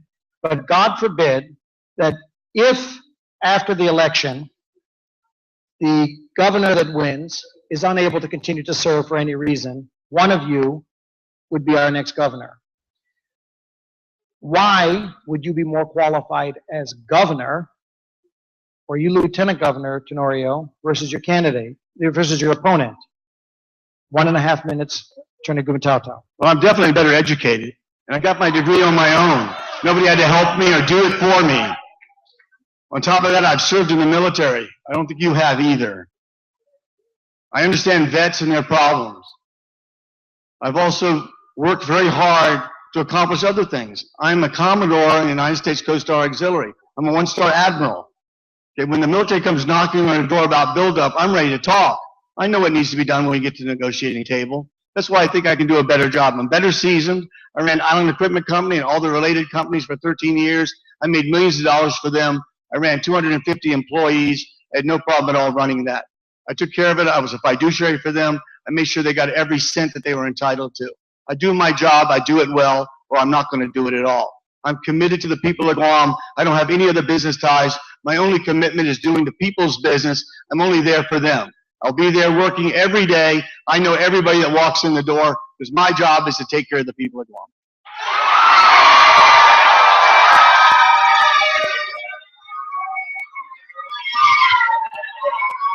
Thank you, thank you. No, I'll ask you not to do that. Not now, please, thank you. Okay, now, so Lieutenant Governor Tenorio, although you are running for Lieutenant Governor right now, you potentially could be our next governor. Why are you better qualified than Attorney Gumatau? Unlike Gary, I have been serving the people of Guam for 30 years as a police officer, as a senator, and lieutenant governor. I don't need to prove anything. Please.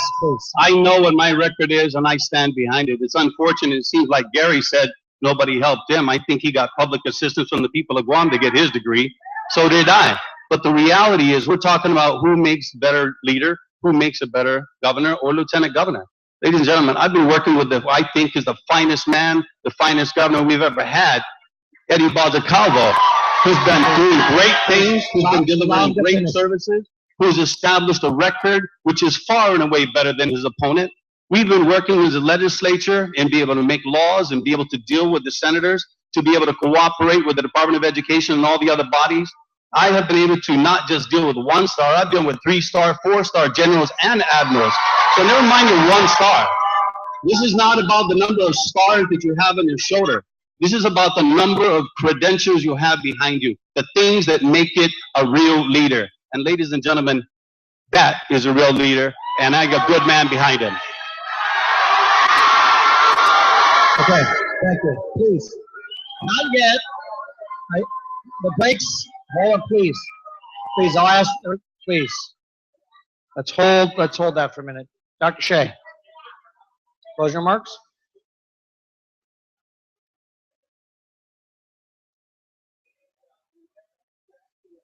My mic is, there you go. Okay. Actually, I think we have room for one more question. Good.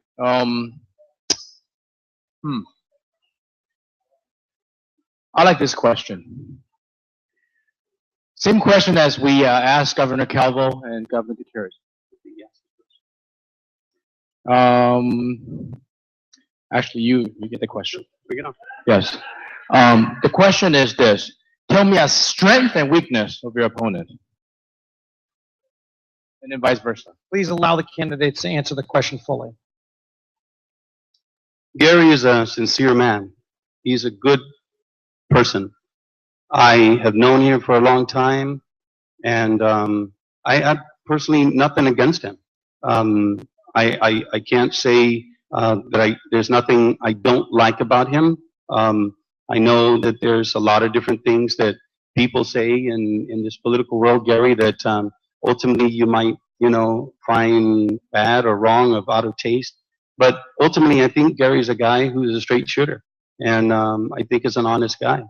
I will say that he doesn't have the experiences that I have in the police department and being a senator and lieutenant governor. And if there is any weakness versus lieutenant governor candidates, I think that would be the only one, is that his experience is, I think, far less with respect to dealing with politics and making decisions and working with people in the ranks that we work, and working with, I think, with just a fantastic administration who are driven by people who really want to make a difference, who want this government to serve them. And I have 4 years of experience in doing that and accomplishing the things that we've set out to do and living by the commitments that we've made and ultimately leading our island in the right direction. Thank you. Thank you. Attorney Gubernatorial? I think Ray's strongest asset is his mother. I've known his mother for many, many years, over 20 years, and I tell you, she may not have any Chamorro blood, but you wouldn't know it.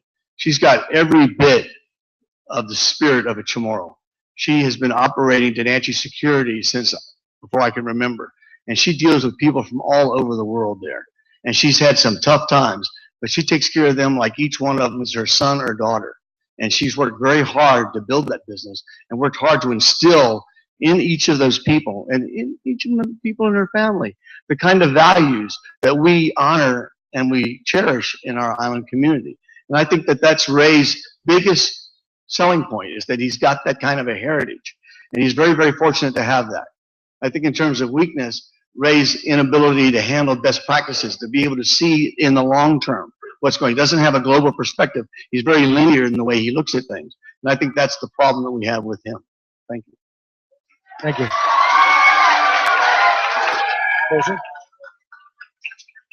Okay, so it's time for closing remarks. Yes, so the first to close will be Attorney Gubernatorial. You have 1.5 minutes, and then Lieutenant Governor Tenorio will close last. When I went to law school in the mainland. Of course, there's no law school on Guam. And when I checked in for the first day, I went to the registrar's office, and one of the professors was standing there when the registrar asked, "Where are you from?" I said, "Guam." And she says, "Where's Guam at?" And the professor next to me said, "Oh, I know where that is. That's just outside of Paris." I said, "That's right." I turned around and walked away. But I think that that's indicative of the problem we have. When we went to Congress and we asked for money for war claims, war reparations, they wouldn't give it to us because they don't know who we are. I was fortunate to come across this book that was put together by Senator Frank Blas, who's a Republican, by the way, but somebody I really admire, and he really cares about the people of Guam. And this book, I believe, if you buy it and you keep it, and not just keep it on the table and let it gather dust, but read it, you find out the kind of atrocities and hardships that our people endured. I want to see to it that our Washington office buys one and gives it to every member of Congress so they can understand who Guam is and what it's all about. Because we need that kind of understanding if we're going to meet the quest for something like war claims, war reparations, and a public health service hospital, which is one of my goals here in Guam, to help reduce the cost of health care and to make it available to everybody without cost. So I ask each of you to look at this, because this book is so important. It talks about the lives of several members of our community, many of which have already passed away, and some of the others are already getting sick and passing away. Thank you. Please. Thank you. Let's allow the candidates to express themselves without interruption. Senator Tenorio, your closing remarks. Thank you very much. I have had the honor, and I really mean this, I'm honored to be the Lieutenant Governor of Guam. I'm absolutely stoked to be working with a man of such character and integrity. I've been fortunate to be able to deal with public safety and work with so many people in not just beautification, but grants. I've worked to go to Antalan to see the grand opening there and the ribbon cutting, and Tijan High School, which was established under Governor Calvo. I've seen bridges being repaired and ultimately improvements in our larger communities.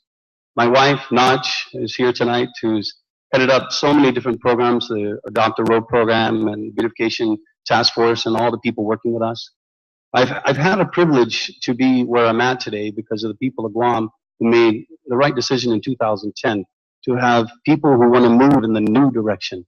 And we've taken that new direction and we've harnessed it and embraced it and loved every opportunity and every day. It's not an 8 to 5, Monday through Friday. We work a lot. But at the end of the day, ladies and gentlemen, if the people of Guam decide that we have done well by them, then we ask them to vote in the upcoming election for Eddie Calvo rates and oil, and the right direction one more time. To this message. Thank you.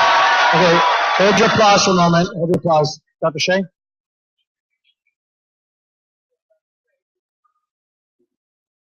Hello? There we go. One more time for Lieutenant Governor candidates.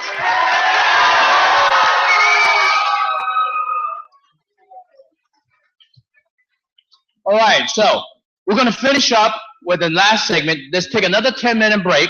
We're going to remove the podiums, and then we have some free conversation right after this. Just come on back in 10 minutes, okay? Thank you.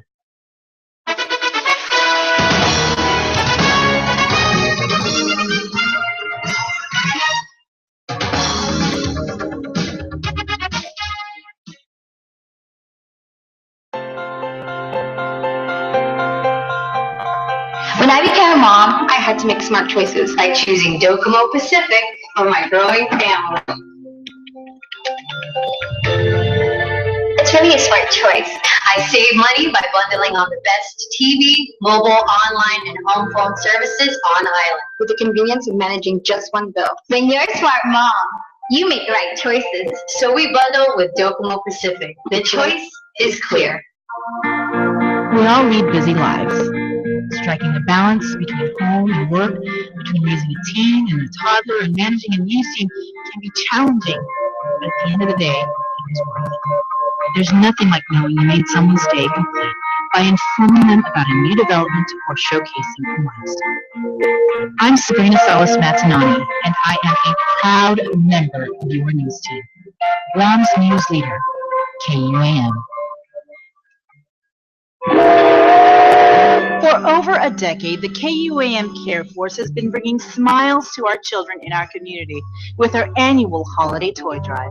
This year, the spirit of giving continues as we are pleased to announce our partnership with the U.S. Marine Corps Toys for Tots program.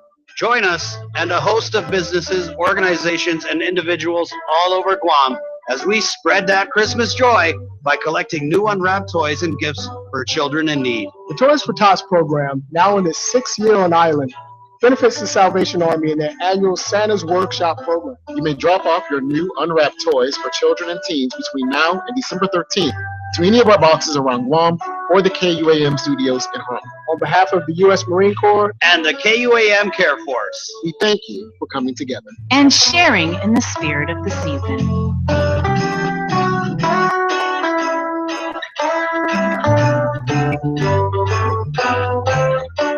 Talk about Guam. We want to hear from you. See your pics of our beautiful island and people and get your thoughts about what's going on in our community. Tag your comments, photos, and tweets with Talk About Guam from any of your social media accounts, and we may feature them on KUAM News. KUAM News is committed to keeping you informed before you head to the polls this election. Watch D14 Tonight live every Monday evening on KUAM TV8 at 6:30 p.m. Meet the political hopefuls, hear from the analysts, get the latest poll results, cruise along with the candidates, and ask your questions on Guam's most comprehensive weekly election news broadcast. Tune into KUAM TV8 and Isla 63. Watch and streaming video on KUAM.com. Or interact and ask your questions via Facebook and keep the conversation going. There's only one source to turn to for all your Decision 2014 news. Guam's News Network, KUAM.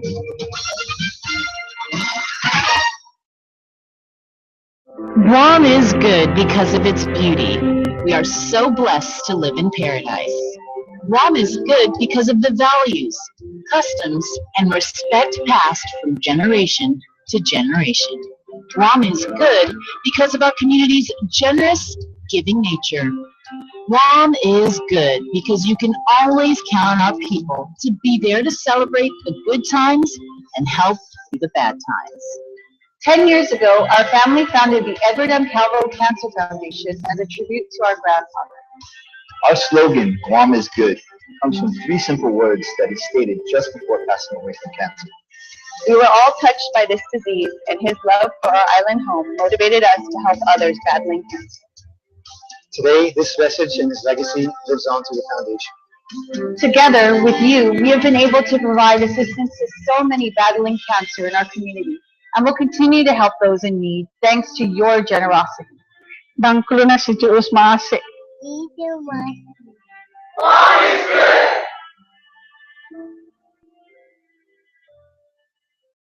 Something spooky comes to Docomo Pacific. We're putting a spell on your phones with prices that will make your blood chill. Get the Samsung Galaxy S3 for $49, the Galaxy S4 for $149, or the S5 or Note 3 for only $299. This Halloween, we have prices so low, you're sure to have a fright. No tricks, just treats. Docomo Pacific, the choice is clear. Some conditions apply. Call 688 CARE for more details. Be a hero. Get balls for kids and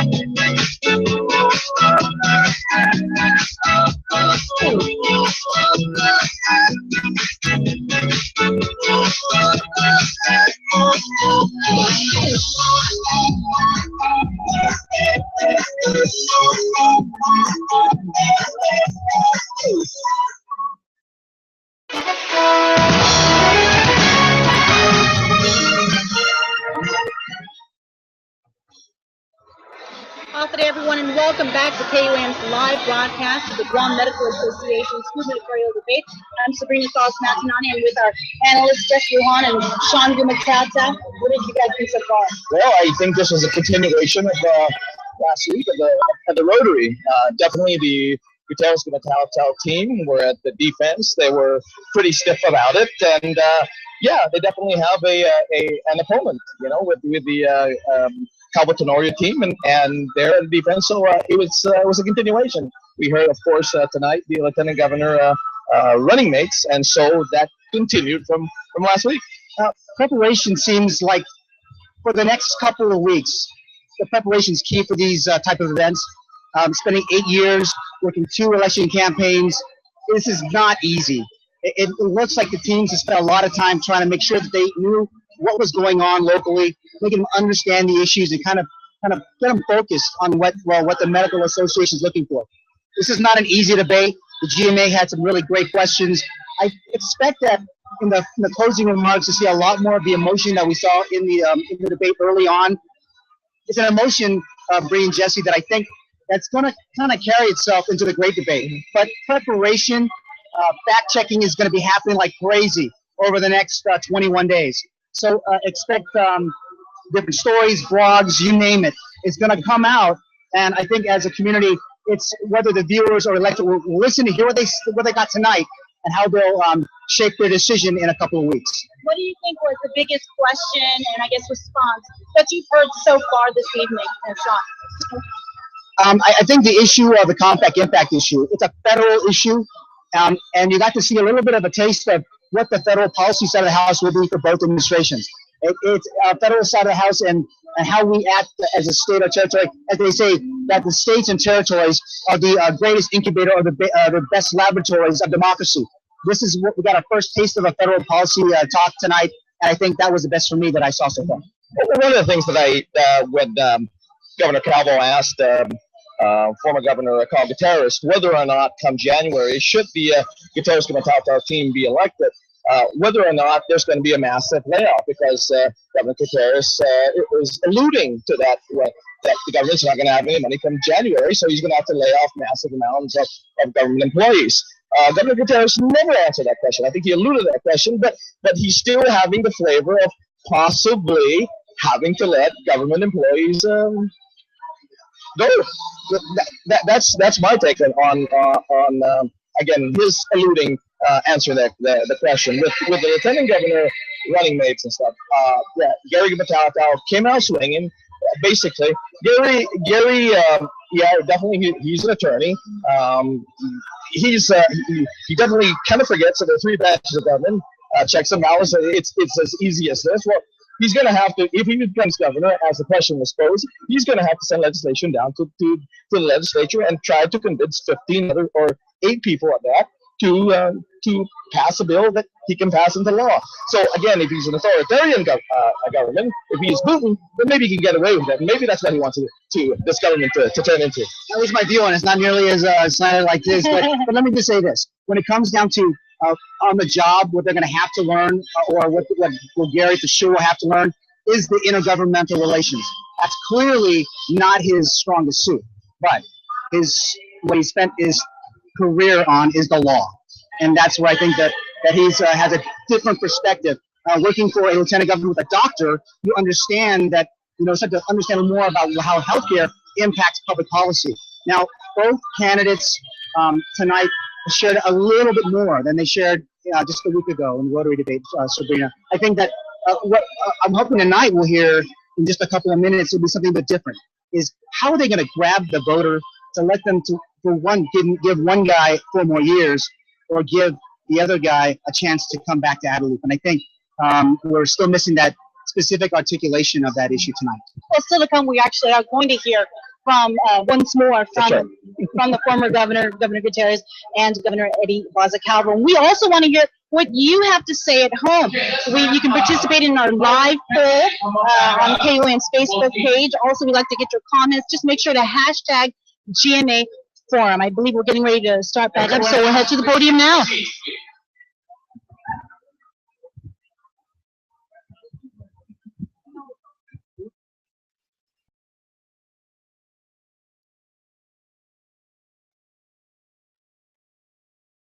We'll finish about 9 o'clock, okay? All right. Now, a little changed up on this last segment. The questions will still be addressed to the governor's candidate, okay? But the governor candidate has the option to defer the whole question or part of the question to the lieutenant governor candidate. Or they can share the entire question, the time frame. It's going to be 1.5 minutes to answer the question, and they have 1 minute for rebuttal. And we just go round and round. Okay?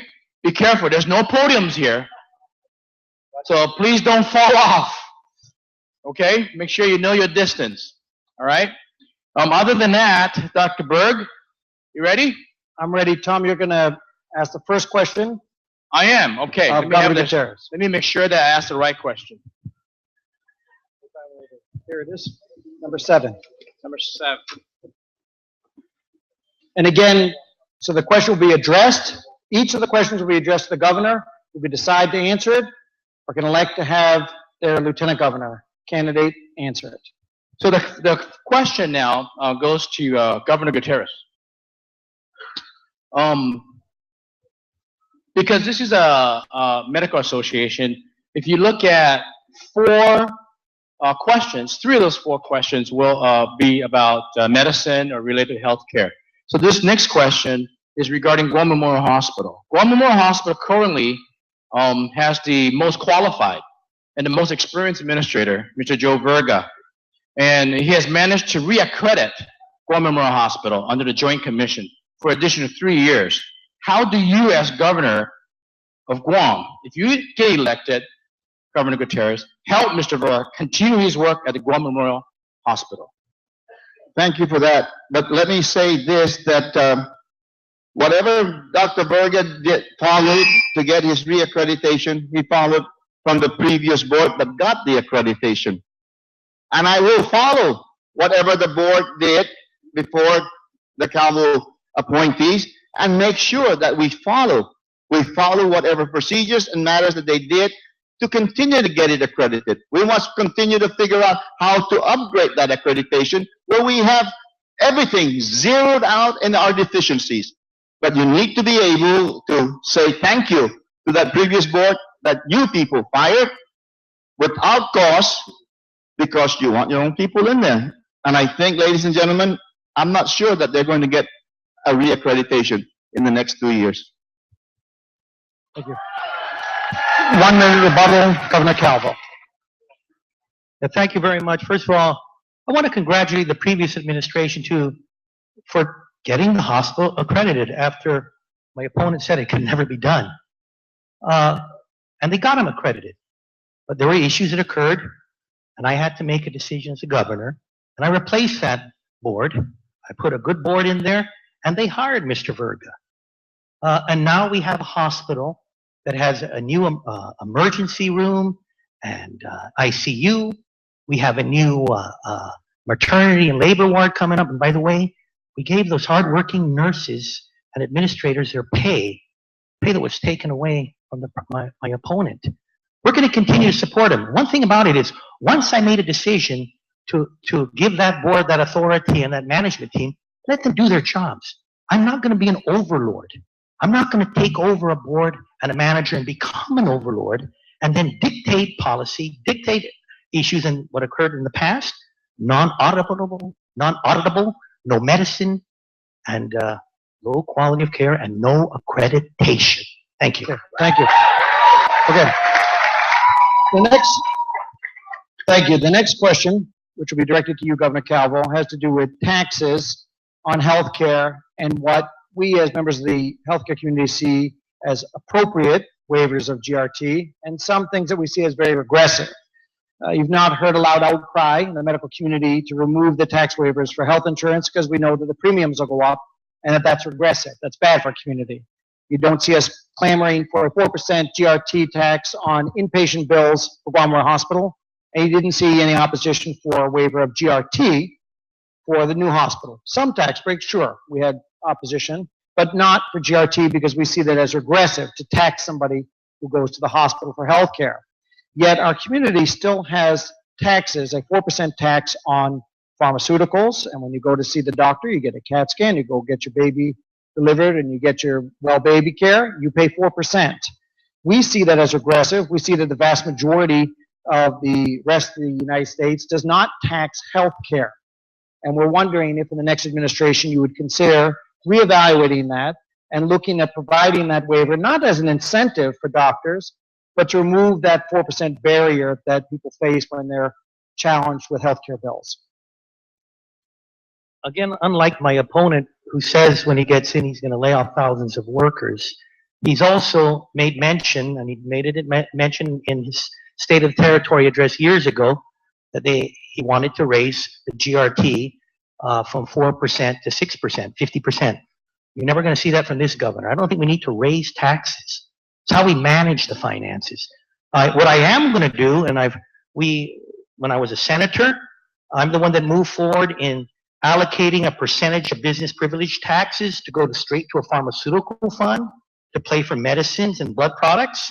Well, I've requested our fiscal team, now we want to get a 50% increase in that allocation, not in tax increase, but when it receipts into the business privilege tax, those revenues, a 50% increase into the pharmaceutical fund.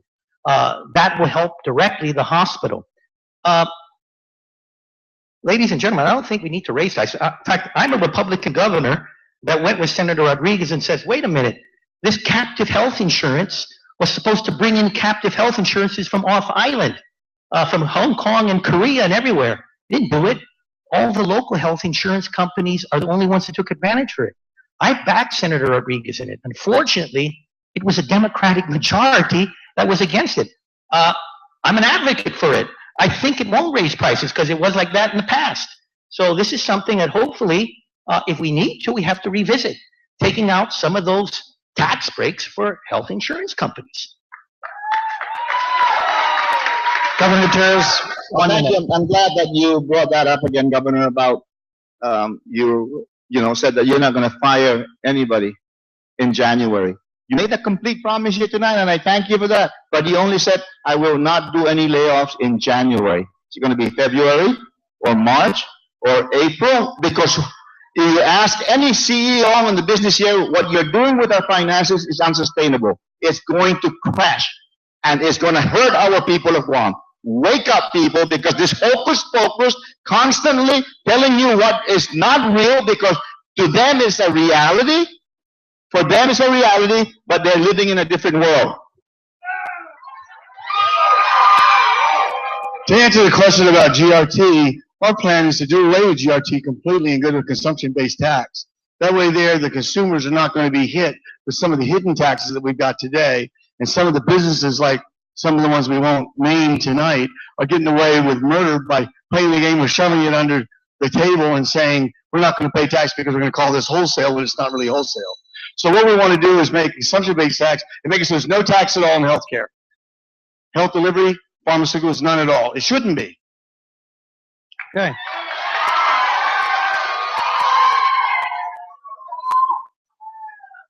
The next issue, and this will be directed for you, Governor Gutierrez, is regards licensure on Guam. There have been various movements over the past 20 years, at least that I've seen, of relaxing the standards, saying maybe we can have physicians come in who are licensed in the Philippines and trained elsewhere who don't meet our standards, but are perfectly good and qualified physicians. The standards that we have been in place for many years, and they haven't changed. Particularly with the new hospital opening and the desire to have an additional influx of physicians who might be able to provide services aren't available. Should we relax the standards, or should we try to maintain the care that is equal to other states and jurisdictions? You worked hard to get the accreditation that you've got in terms of your ability to practice medicine. And we don't need to see it watered down, because that can't in any way possible benefit the community. All that does is open the door to more malpractice and difficulties like that. So we want to maintain the standards, make sure we follow what Allied Health Board has already been doing, and make sure that standard is the same for everybody's equal protection. And that's what it really does, is protect everybody in the community. So we want to maintain the standards. Keep the standards. Governor Calvo. Again, I want to congratulate the board and management of Guam Memorial Hospital.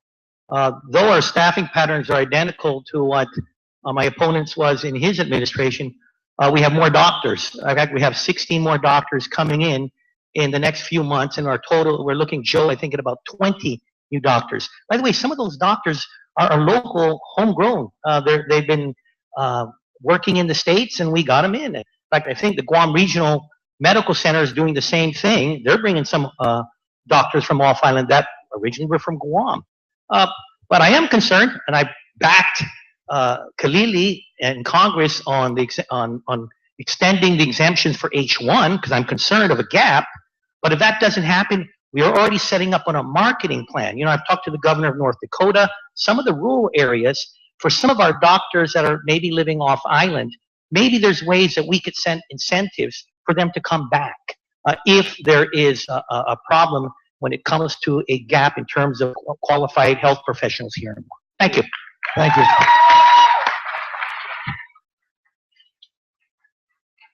So neither would like to relax the current standards. Now, at this point, I'm going to ask the second question to you, Governor Calvo, that Governor Gutierrez asked us to address to you. The PDN has reported that Guam Hospital losses have increased under your administration. If reelected, what are your plans to reverse this trend? You have 1.5 minutes with a minute to follow by rebuttal. There's been tremendous progress at the hospital. Again, in my opponent's time, his whole 8 years, the books of the hospital were either unauditable or question costs. I want to thank the former administration, the prior administration, the Camacho administration, because it was in 2006 when the books became auditable. And our administration's clean. We've had clean audits since the Camacho administration. It's a continuation. Things are improving. Obviously, the issue is now, because of the increase in Medicaid coverage with immigrants coming in, we just need to give that commitment. Commitment as a governor, as a partner with a board, a partner with the managers, a partner with the doctors and nurses. So it's been working. We have a long way to go in terms of resources, but we're going to do it. Like I mentioned, we're going to get 50%. I want to see that pharmaceutical fund and the allocation of business privilege taxes go from 4% of all collections to 6%. And then, of course, we're going to get TEFA rebasing, by the way. Joel, thank you so much. TEFA rebasing, here in the next few months, that will be okayed by Health and Human Services. And so we'll be getting additional compensation from the federal government rather than that 1,000 daily cap that it's at today. I think it's between $1,600 and $1,700. And with that, that's it. Us working collaboratively, working as a team, working with federal partners, working with the local doctors, not fighting with each other, just hugging each other and saying, let's get it done. Let's go in the right direction. Governor Gutierrez, 1 minute rebuttal. I don't know what the answer was to how you're going to reverse the trend of losing every year. You know, thank God, ladies and gentlemen, for the passage of time. Because everything he's been saying since 2010 that the hospital was my dumping ground. And I put everybody up there that's not qualified and it's just overbloated. Well, thank God that finally audited financials came out all the way up to here today. And here, I'll just give you a few. Guam Memorial Hospital. This is Guam Memorial Hospital audited. I had a total, when I left office, of 952 employees. It's got about 1,200 right now. 1,200. So what's the dumping? What's the dumper? Now, if you look at the losses, and I want to thank Governor, your uncle, Eddie Calvo, that I put there, chairman of the board, because he kept the deficit down to only $3 million, while your deficit is 35 million, 33 million, 17 million. Now, how do you reverse it? Okay. Governor Gutierrez, this is the second question that Governor Calvo has asked us to address you. During the Rotary debate last week, you blamed the legislature, typhoons, earthquakes, Gulf wars, global economic crises, and airplane crashes for the shortfalls of your administration. A good leader takes responsibility for his success and failures. Can you point to any failure of your previous administration that you are willing to take personal responsibility for? Well, first of all, it's a fact that he's never had a disaster. I've had about 14. But my biggest failure, ladies and gentlemen, as governor of Guam, is not working with the legislature. The legislature became a polarized with Carl Gutierrez. I was just thinking, I'm governor, I got to do it this way, I got to do it this way. I've come to realize that that's wrong, that the legislature dictates by law what we should be moving forward on. Now, how did I avert this? How do I avert this next time? The Democratic Party of Guam. Thank you, Rory. Thank you, all the Democratic senators and the candidates. We have a Democratic platform. That Democratic platform is unprecedented since 1970. And everyone is on board with that. So when we go in and I'm governor of Guam, I'm already working with the majority of the Democrats in the Guam legislature. So it's not going to be contentious like last time. It's not going to be contentious. That was my biggest failure.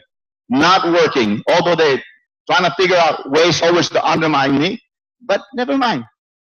I'll accept it that I didn't work with them. They didn't work with me. And we did not get as much accomplished as we should have because maybe my hard head. But I'm not going to have a hard head anymore. It's softened up over the years. Thank you.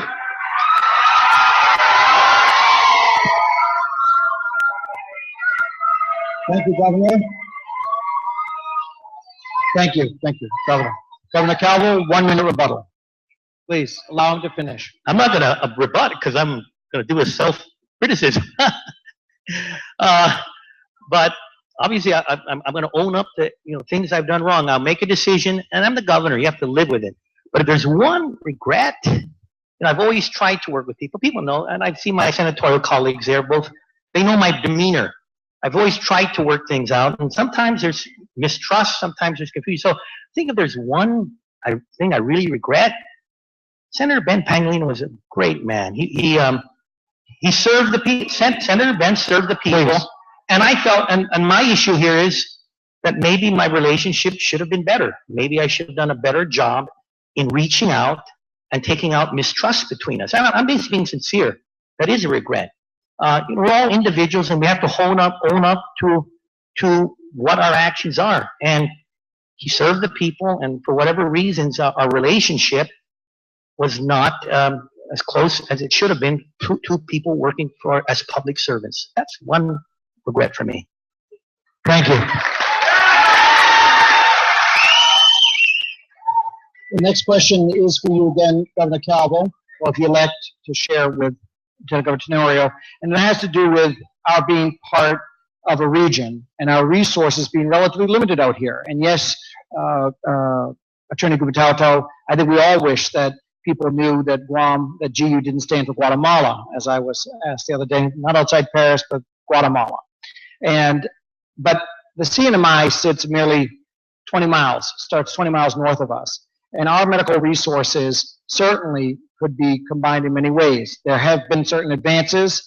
Now the CAT scans, for example, that are done at the CHC, at Commonwealth Health Center, can be shared down here so they don't have to be repeated. An instance that I had mentioned currently happens on a frequent basis here on Guam, but it doesn't happen when they come down now. There's been integration electronically in many ways. There's been integration of insurance services so that patients who are covered up there are covered down here, virtually all cases, and vice versa. But how can we further that cooperation, not just in healthcare, but in other arenas where our interests overlap so frequently? Thank you. I have a very good relationship with Governor Enos, but I'll have a good relationship with whoever the governor is, and also with their legislature. So in our administration, we've been partnering with CNMI on certain areas of mutual interest. Visitors industry. So the Guam Visitors Bureau and the Marianas Visitors Bureau are working collaboratively on joint We Are Marianas, We Are Micronesia programs, focusing on things such as, let's say, the cruise ship industry, because we do believe with cruise ships coming from Japan or China or Russia or Australia, we're good together as a market. We're looking at different areas of commerce. There are so many rules and regs. I'll give you an example. You talk to some folks in the South, we need more livestock. And this is where we work collaboratively with the legislature. So with these regulations that were so stringent in regards to getting livestock from the Northern Marianas to breed with our local livestock. So working with the legislature, I want to thank Senator Wampat and the legislature. We came together, we passed a law, and now we're able to transfer, move some of the livestock here to Guam.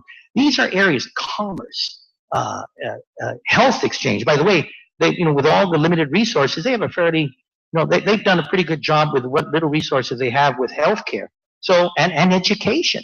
So we're in cooperation already in many areas, and we will continue to move in many areas in cooperation with the CNMI.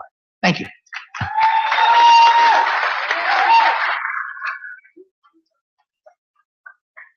When I was the Speaker of the legislature, we instituted the Association of Pacific Island Legislatures, of which I became president twice, because we wanted to kind of standardize the laws and look at things where we can all share resources and see what we can do about pooling together our people for lower health insurance. Then when I became governor, I established the Council of Micronesian Chief Executives, because I'm there now on the executive branch. And to this date, we've met every year, everywhere. We put our ideas together to see how we can work and to make sure that we share resources and to be able to even share burdens. But to this day, I haven't heard any Council of Micronesian Chief Executives called. Where? What happened? You didn't even go to save our Marianas Trench. My God. You didn't want to go to the meeting because you didn't have $3,000? Come on. Thank you. The next question is for you, Governor Gutierrez, or Attorney Gubernatorial, or however you see fit. It has to do with the environment. Palau has been very successful in having ecotourism as a huge part, if not the major part of their economy. Guam is not thought of as an ecotourism place. It's more of a holiday and relaxation place. We have to balance the rights of local fishermen, of landowners, and traditions on Guam with the potential for us to have ecotourism and to further protect our environment for the next generations. What would you do to further ecotourism and protect our environment while balancing the rights that I mentioned? I sat on the board for RNC Tours, a Japanese tour company here in Guam, for over 10 years. And I know that one of the biggest problems that they cite every year when they go to put together the little tour booklet for Guam is that there are not enough attractions for Guam, that they'd like to see more ground tour. And ecotourism has never really caught on, although there are a lot of other places that are enjoying it, and they have beauty just like Guam has, that we've just never managed to be able to do that. And I think it takes a drive from the government through the Guam Visitors Bureau and perhaps some of the other agencies in the government to try to head that drive in the direction of getting those kinds of venues together for Guam and to try to promote that. But one of the problems we're going to run into is that we have to take our environment very seriously. Right now we're at the point where that when the beaches are polluted, we won't put signs up to tell people the beaches are polluted because we're worried that the tourists are not going to come here. I guess it's okay for them to come here, go swimming in a polluted place, and to go home sick and wondering why they got sick. So we need to take it very seriously. We've got to protect the environment, and we've got to have to work together to try to come up with a plan that will develop that.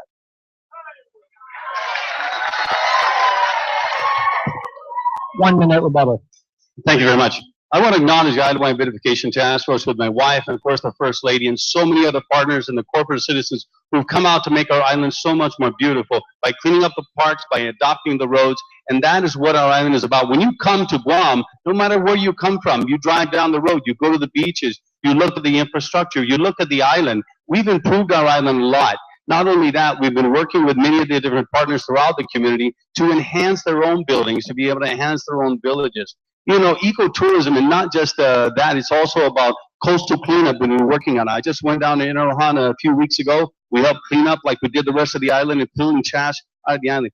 No, ladies and gentlemen, making the island beautiful, no matter where you're coming from, it's important because our island is looked as a resort destination. It's a green, tropical, lush environment, and people want to see that. And the first thing you have to do is get a handle on the existing situation, and that's the trash problem and the graffiti. We have tackled that, and we've come great distances from where we were before. Thank you very much.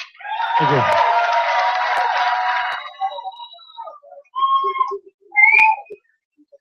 Another question that can be difficult for politicians because you're talking about looking at traditions on Guam that need to be challenged.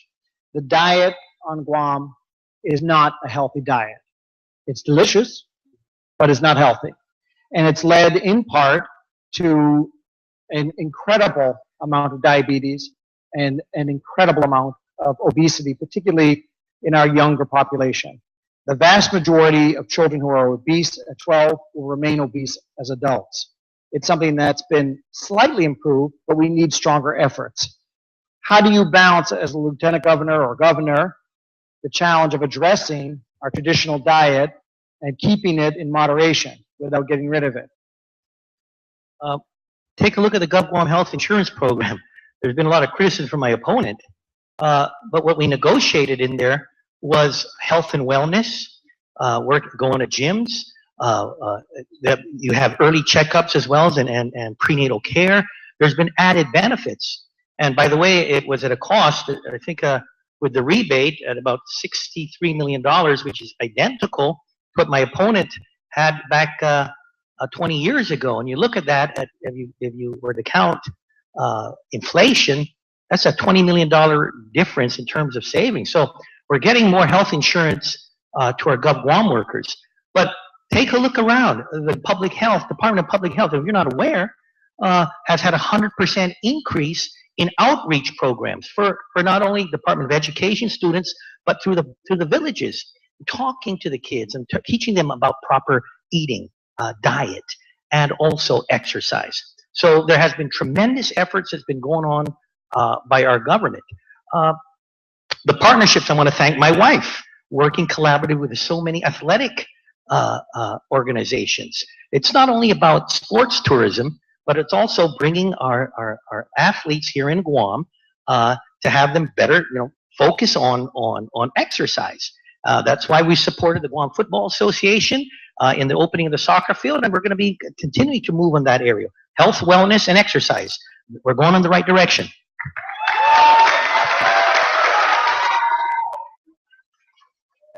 Attorney Rebuttal, so again, we're facing a situation where people are dying at a younger age now than they did a generation ago. How are we going to fix that? In part by making healthier children. What will you do if elected as Lieutenant Governor to help reverse that trend? One of the things I think we need to do is to get into agribusiness. We're not supporting our farmers. We have about 2 weeks worth of food on the island. That if we had a calamity, we wouldn't be able to bring in any more food after 2 weeks. We'd really be in trouble. This is pretty much the mirror for the rest of the nation, except that we're not tied together by roads and rail. We simply have the ocean and the air. But for some reason we couldn't get food in, we're in trouble. So what I propose that we do is start putting more money and emphasis on agribusiness. Try to get our farmers back to farmers, give them special rates for water, help them out with fertilizer and equipment and things so that they can actually get out there and farm and produce the kinds of products that we need. Fresh, healthy food, and then get that into the mainstream. Put it in the school system. Put it into the families, into the homes. Okay, so we need to truly work the farmers co-op so that people can have some delicious choices, and it makes the kind of change in attitude that people need so they can be healthier, and then they'll thereby have a better quality of life as they live longer. Thank you. Governor Gutierrez, simple question. How long do we have to continue to import filthy, sludge-like diesel fuel and oil, burn it to make our power? We have so many alternatives now. What's the solution? Then you got to get rid of those guys that CCU. First, you know, when we start moving over to renewable energy, solar, wind, and then people are finally catching on and putting up. They come out with a numbskull idea of decoupling. You know, they're always trying to figure out how to pull the rug from under the ratepayers, the users. You know, let's get to find the best that we have out there in renewable energy so we don't bring this sludge in, like you said, and be charged an enormous amount of money. That poor lady came crying to me. Her power bill was $27, and then the fuels charge was $101. What kind of nonsense is that? That must be really, really clean sludge they brought in for $101 for that. So let's figure out how to promote the alternative energy, renewable energy. Let's boost it. Let's give it tax breaks. Let's not allow the CCU, who are all businessmen trying to figure out how to make their own money. And let's bring the renewable energy, and let's give the people their tax breaks to make sure that they get out of that sludge. Lieutenant Governor Calvo. Thank you. Lieutenant Governor Calvo, what's the future of power on Guam? Yeah, obviously there's one way is less oil use, and I just thought about it. Talking about farmers, we are finally opening a farmers co-op and a fishermen's co-op. So there'll be local produce in our administration, the promise made in his administration, finally. So aside from more sustainability on produce and fish, hey, the utilities organization now, CCU and GPA, 45 megawatts on wind turbine and solar power. And I know there's a transition plan for LNG. It's a cleaner fuel. So efforts are already going towards that way in terms of getting off of reliance on oil. And good thing about GPA, they have an amortization schedule and plan when it comes to power users. If you're going to get a hookup, I'd like to move forward with GWA to see in the same way how we can do a amortization plan for assistance development charge that would defray the cost as well. But I think there's a big difference here. I want to work with utilities. I want to work with managers. They're not the enemy. We work together for the betterment of Guam.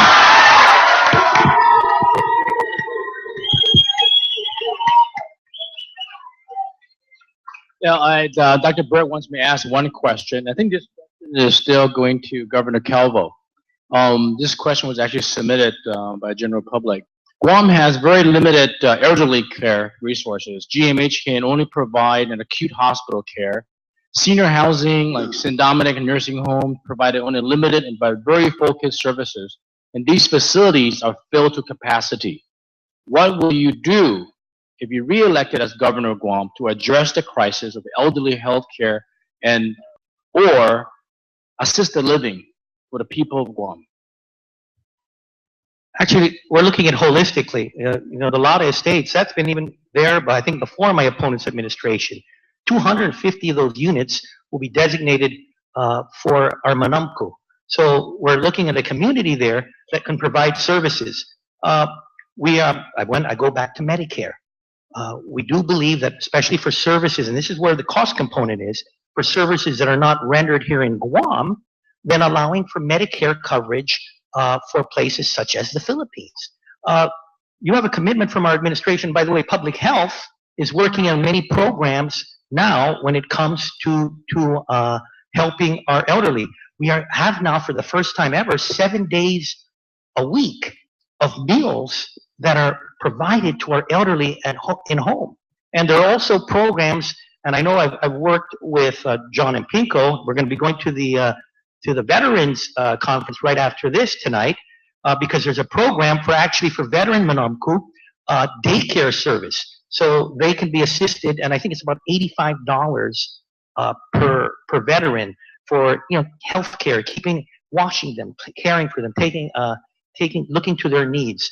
We're working holistically, whether it's a veteran, whether it's a Guam retiree, and by the way, we have a lot of programs for the retirees as well. So we're just going to continue to focus on a holistic approach towards helping our Manamku. Thank you.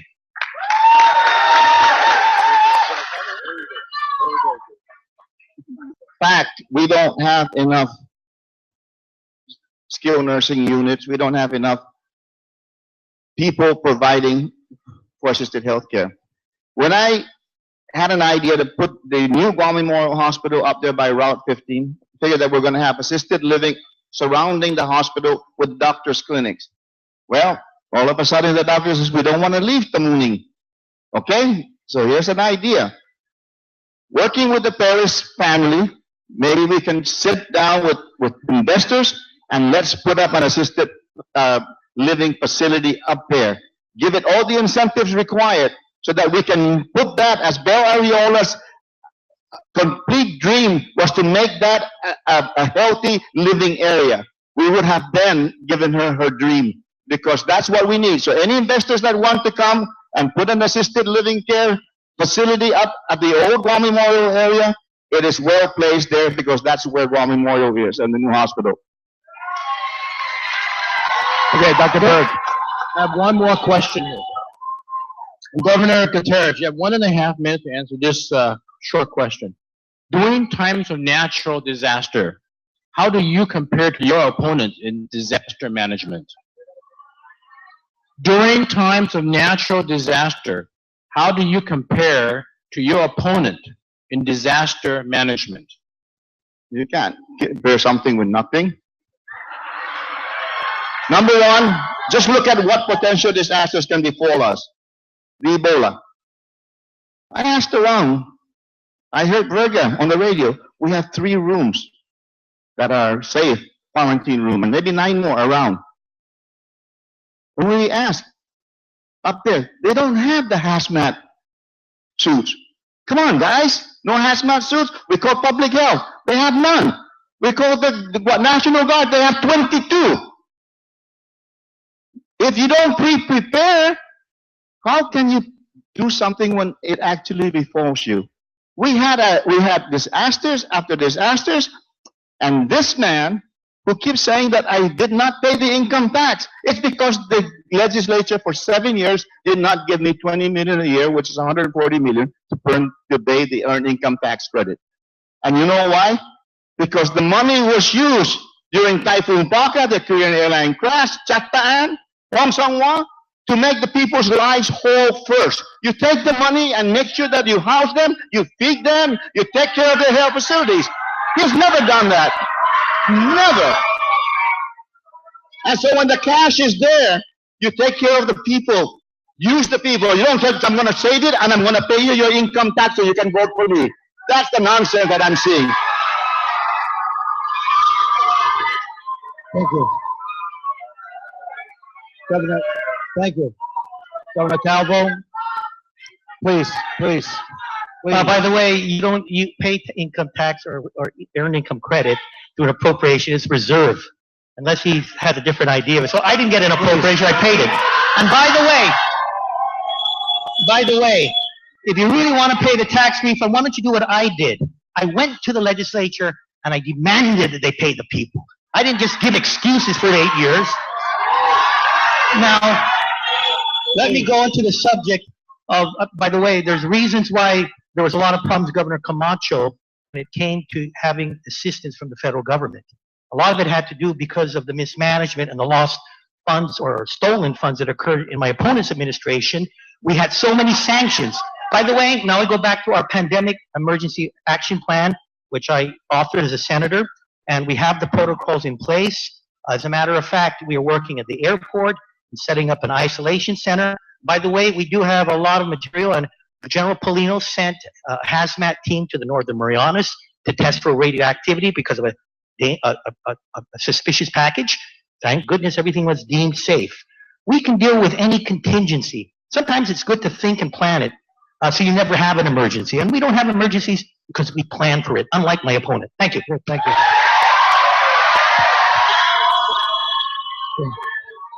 We're getting towards the end, and we've had, hold on just a minute. We're getting towards the end of the debate, and we've done unbelievably well in allowing the candidates to express their answers, with 2 exceptions, but otherwise I'd say we've done very well. Thank you for doing that. Let's hold that through right to the end. Now, we all recently saw that we reached 1.3 million tourists, and everybody's incredibly happy about that, but there's a little hidden loss. We now don't have any direct flights from Russia, and I think we all enjoyed having our Russian tourists here because they stay so long and they seem to spend a lot of money.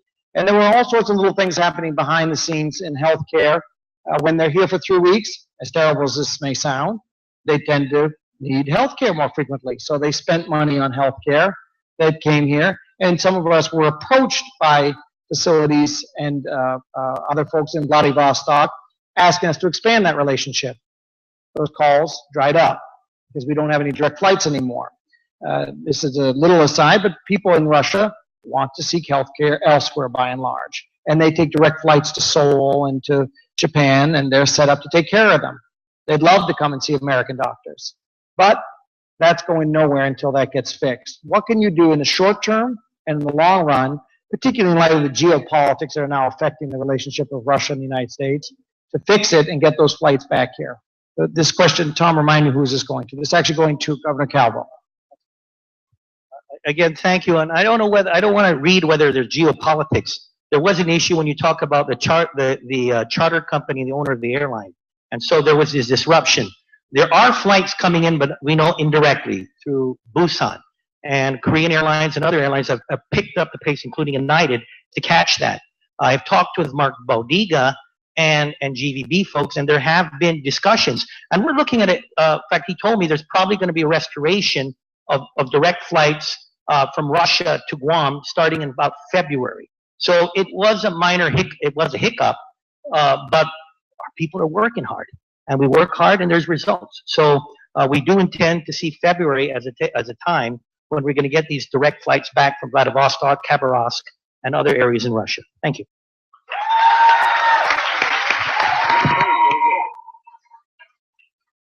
You know, this, ladies and gentlemen, is the problem that I keep bringing up, that we have under this administration barred ourselves to the limit. There's no room for disasters, no room for tourism turn down, no room for the bubble economy to burst again, no room for then China attacking somebody there in the whatever islands those are that they're fighting over. What if the North Korea does something else? You're not, this thing we don't control the flights from Russia. Things outside your control, you better be prepared to have some money in case the economy dips immediately, because you're going to hurt the people because you cannot borrow anymore. You went and borrowed the income tax limit and threw it out and said, vote for me. But you know, what made me laugh is that you boasted that you had the best tourism in the history of Guam. But what did you do? You had to cut it off on a fiscal year instead of the regular calendar year, because you know the downturn, you're not going to reach it there. Gutierrez in the worst year of the 3 highest year, still 3. You cannot beat it. It's still higher than yours.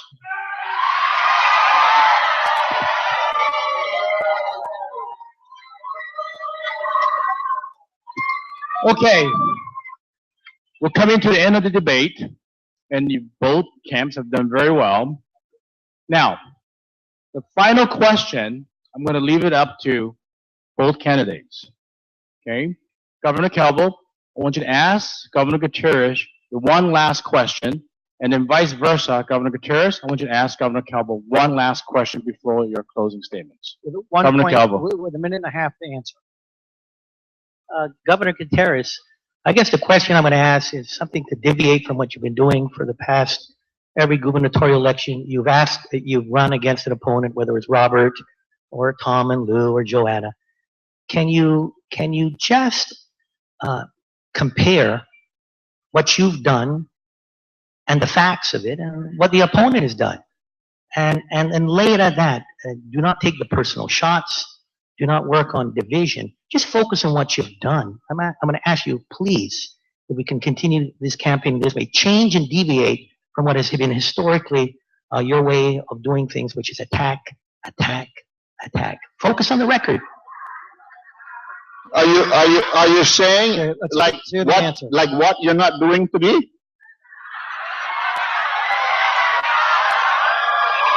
You go back 20 years.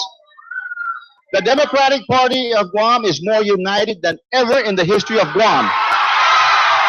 Madeline Badallo, Robert Underwood, Tom Ada, Judy Wampat, Paul Cristobal, they're all here. And you know what? I think Republicans support our unity.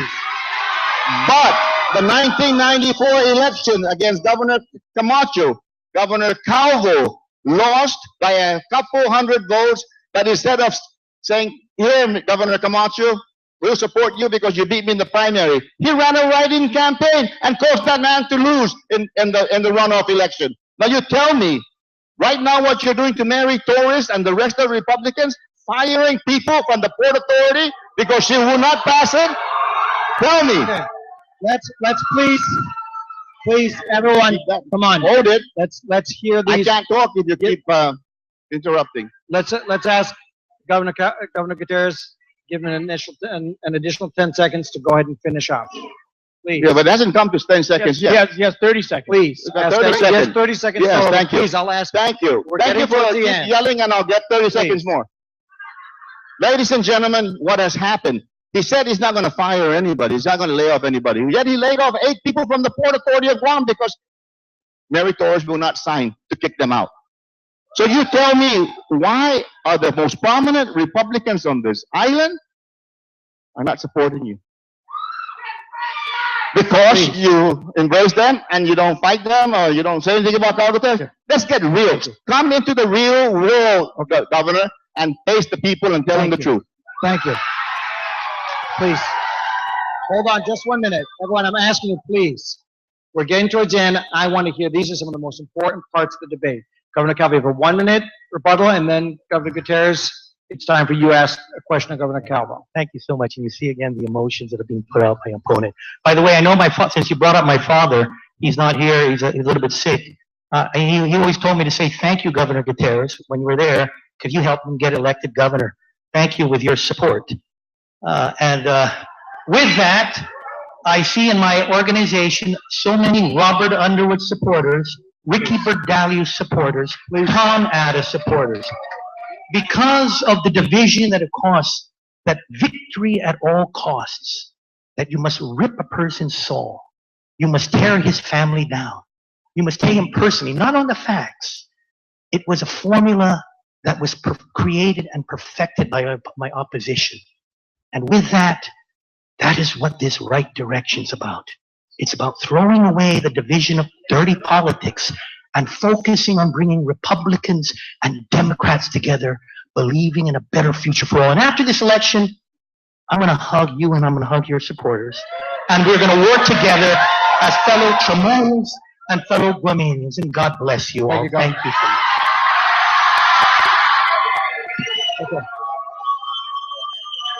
Okay. We're almost there. We're almost there. Save it just for a couple more minutes. Governor Gutierrez, it's your opportunity to ask whatever question you'd like of Governor Calvo, who will have 1.5 minutes to answer, unless you decide to give an extra 30 seconds. Thank you. And a rebuttal. A question was asked to you earlier, Governor, about writing off taxes to your family. And you came up there and you started talking about tax credit at La Joan landfill. You tried the hocus pocus misdirection, and that's not what we were asking you. I'm going to ask you again. Did you, this year, write off $3.6 million to one of your family's business did you, and if you don't want to answer, I want to ask you then, would you allow someone independent to go in there and do a forensic auditing, a forensic accounting, and to let the people of Guam, you wanted transparency. I told the people in 2010, you're going to go in there and you're going to start making decisions between you and the family business. And I said, that's the danger. And like I said, in the health insurance, you negotiated with yourself. Both of you won. Okay. So now I'll ask you. $10 million we had to pay the people of Guam. Please allow Governor Calvo to answer the question and allow Governor Gutierrez to have a 1-minute rebuttal. Please. I'm going to be very humble about it. I'm not going to say it's a lie. It's erroneous. And I'm going to do something that he never did because he never wanted any auditors in his term as governor to audit any of the books of his agency. That's a fact.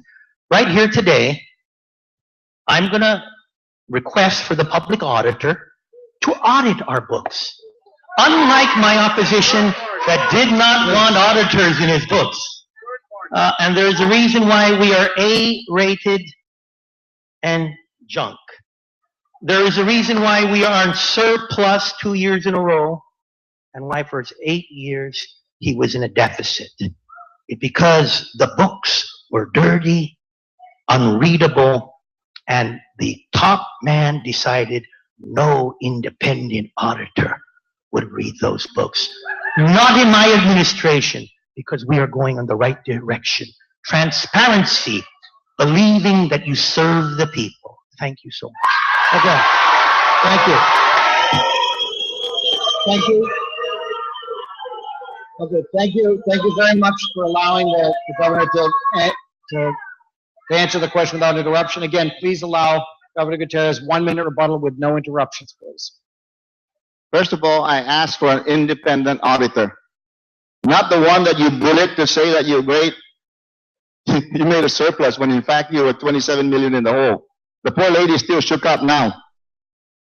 That's the problem. You bully people around. You tell these darn stories, and you print and reprint, and because anybody that runs a government of Guam like you do, where you hire 4 attorneys into your Adelup office and maybe 7 law firms to continue to figure out all the loopholes. And I'm afraid to say this, maybe not, that you figured it all out. Figure out how to find all the loopholes of the law so that you can transfer the wealth of Guam into your corporation, Governor. And if you're not going to be there, you tell this guy to go and sign the insurance. Answer about the independent auditor. That's what I asked you, not Doris books. Okay. Thank you. Now, this is the closing remarks are probably the most important because they're going to summarize everything that was said tonight and then allow you to hear how they feel they will best serve you over the next 4 years. The election's coming up very quickly, and it's really important that we please allow each candidate to finish their entire closing remark without interruption. And Dr. Bird, Governor Calvo is going to close last, Correct. So we allow Governor Gutierrez to go ahead and close first. But if you want to share that closing statement with the Lieutenant Governor candidate, you're welcome to do that. Okay, we can give 2 minutes. 2 minutes each? 2 minutes together, team. All right? So we're going to give them 4 minutes? No. Oh, okay. They can share the 2 minutes. Hold on. 2 together. minutes. So we have 2 minutes, and you may share that time. Governor Gutierrez is first, and Governor Calvo will close. Thank you very much. Good evening, ladies and gentlemen. Thank you very much for allowing me into your home. Thank you, everyone, for listening. Tonight, I'm sure you've come to the conclusion that there's a lot of misdirection coming from this side of the aisle. Every time I ask a question, they talk about something else. What we're saying to you, ladies and gentlemen, is that Gary and I are going to have the people of Guam as our only business.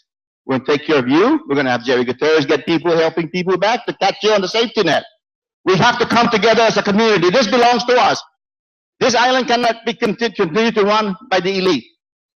Ladies and gentlemen, we are accessible. You can see us anytime. We'll come out and look for you. We're going to help you. Mananada menyelun hung pago na puwengi hapalek niya sa kada mapasing persona panagot to gidam. Okay no? Hasu haji man pareo dan hamju hamian Gary hasu ne ochut onyus tati haji majuda hamju ngingwad janun mijo i-typhoon, i-earthquake, hanyang sir, rumujong. Pintetun, sigat sumuwi na. Mga kababayan, ako po si Calvo Gutierrez. Nananawagan na muli sa inyong lahat. Ako po ay nananais na kayo ay muling paglingkuran upang sa ganoon po ay maibalik natin muli ang kaayusan at pagtitiwala ng taong bayan. Mga kababayan, malapit ang halalan. Huwag kalimutan ng kaibigan, Democrat ang kanyang pangalan. Si Diyos Masi.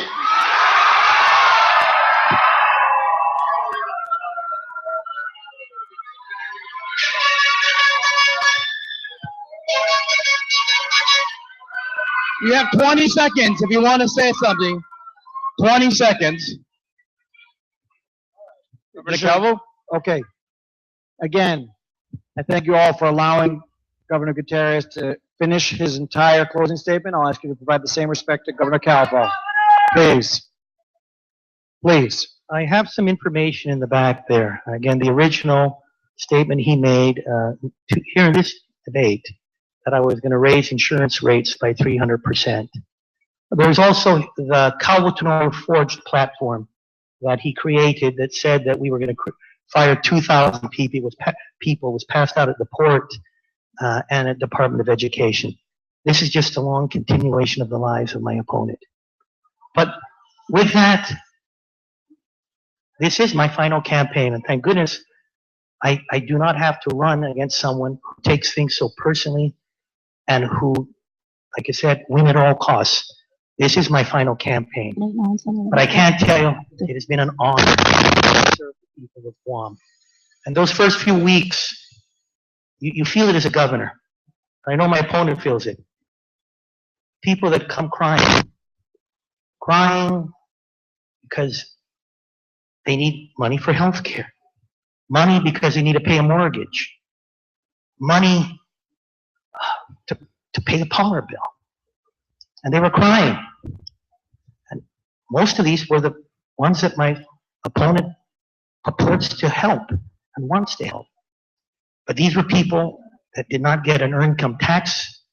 They didn't get a tax refund. They were hurting. My job, like I said, I don't care whether I had to go to a legislature and raise my voice and demand it. But I'm so humbled and honored to work for such a good people. And I'm asking for 4 more years because I'm here to serve the rich, the poor, the weak, the old, the young. And it's not by pointing fingers and being divisive. In the end of all this, we are all going to come together. Hugwaiza tao told we tao tao. I love you all. God bless you. Thank you. Thank you. Okay. Couple of things before we allow you to cheer as loud as you want for your candidates. I want to thank a few people who've been incredibly helpful. First of all, Dr. Shea and the Guam Medical Association members for putting this whole thing together. Pam Sullivan, our administrator. Phelan Seidel, our timekeeper, who's not compensated. This is her husband at home. And Dr. Byron has also been helpful very much so in getting everything organized. And his wife was also he talked about how healthcare is improving, and there's more clinics that are opening. As for Dr. Gutierrez, he said that we need more serious leadership, or need serious leadership. He also talked about how Calvo fired the hospital board, a board that he said got GMH accredited.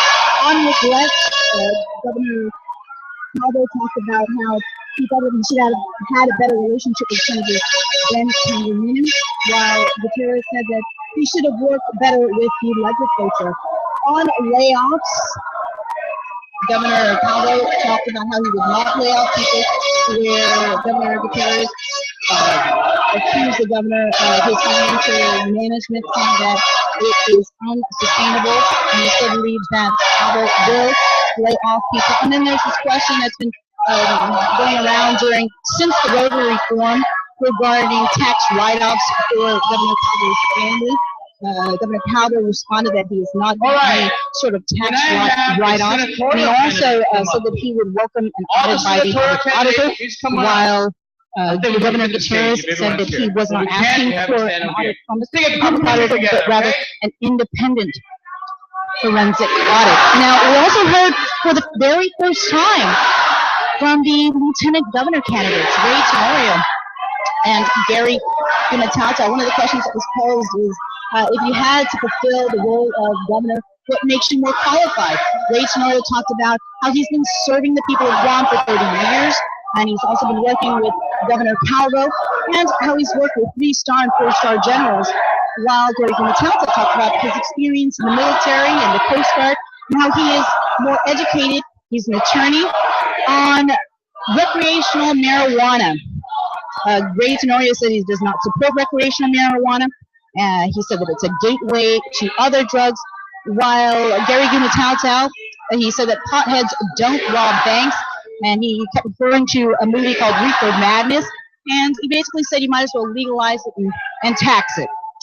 On the issue of strengths and weaknesses, Ray Tenorio said Gary is sincere. He said he was a good person. He has nothing against him. He's a straight shooter.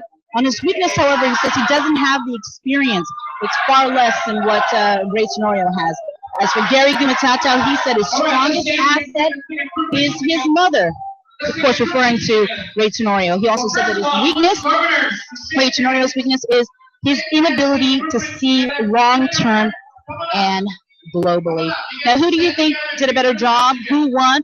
We're going to get to your feedback after this commercial break. We'll also hear from our analysts, Jesse Hahn, Sean Gumatauta, and Ron McMinch. You are watching KUAM's live coverage of the Guam Medical Association's gubernatorial debate. We'll be back after this.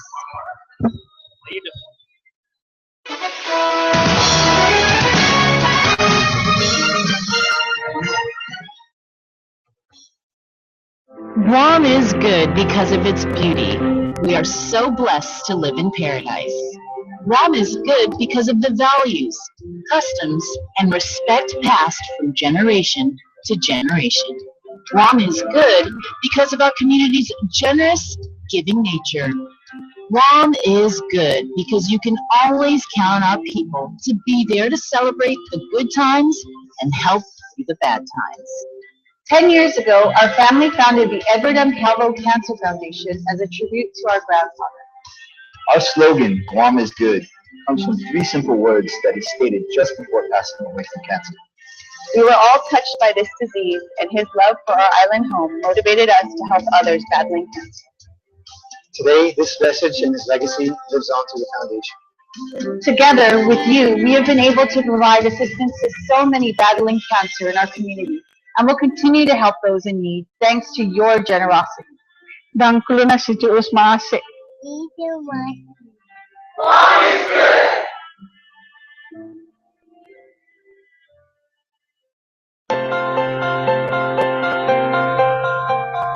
When I became a mom, I had to make smart choices, like choosing Docomo Pacific for my growing family.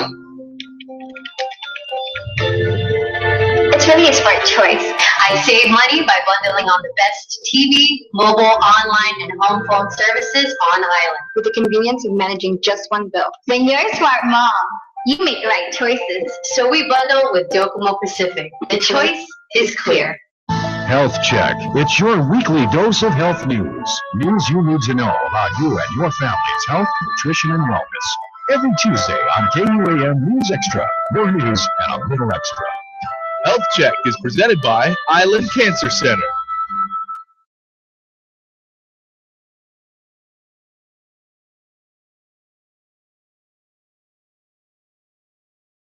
Reign supreme. This NFL season, Pigskin Pick'ems is back. Get in on the action on KUAM.com for a chance to win weekly prizes and bragging rights. Compare your scores weekly with KUAM's NFL panel and other participants around Guam. The Pick'ems page gives you access to power rankings, depth charts, schedules, and interacts with your Facebook page. Get on board and start picking today. Brought to you by Chili's, home of the Margarita Bar and the famous Presidente Margarita.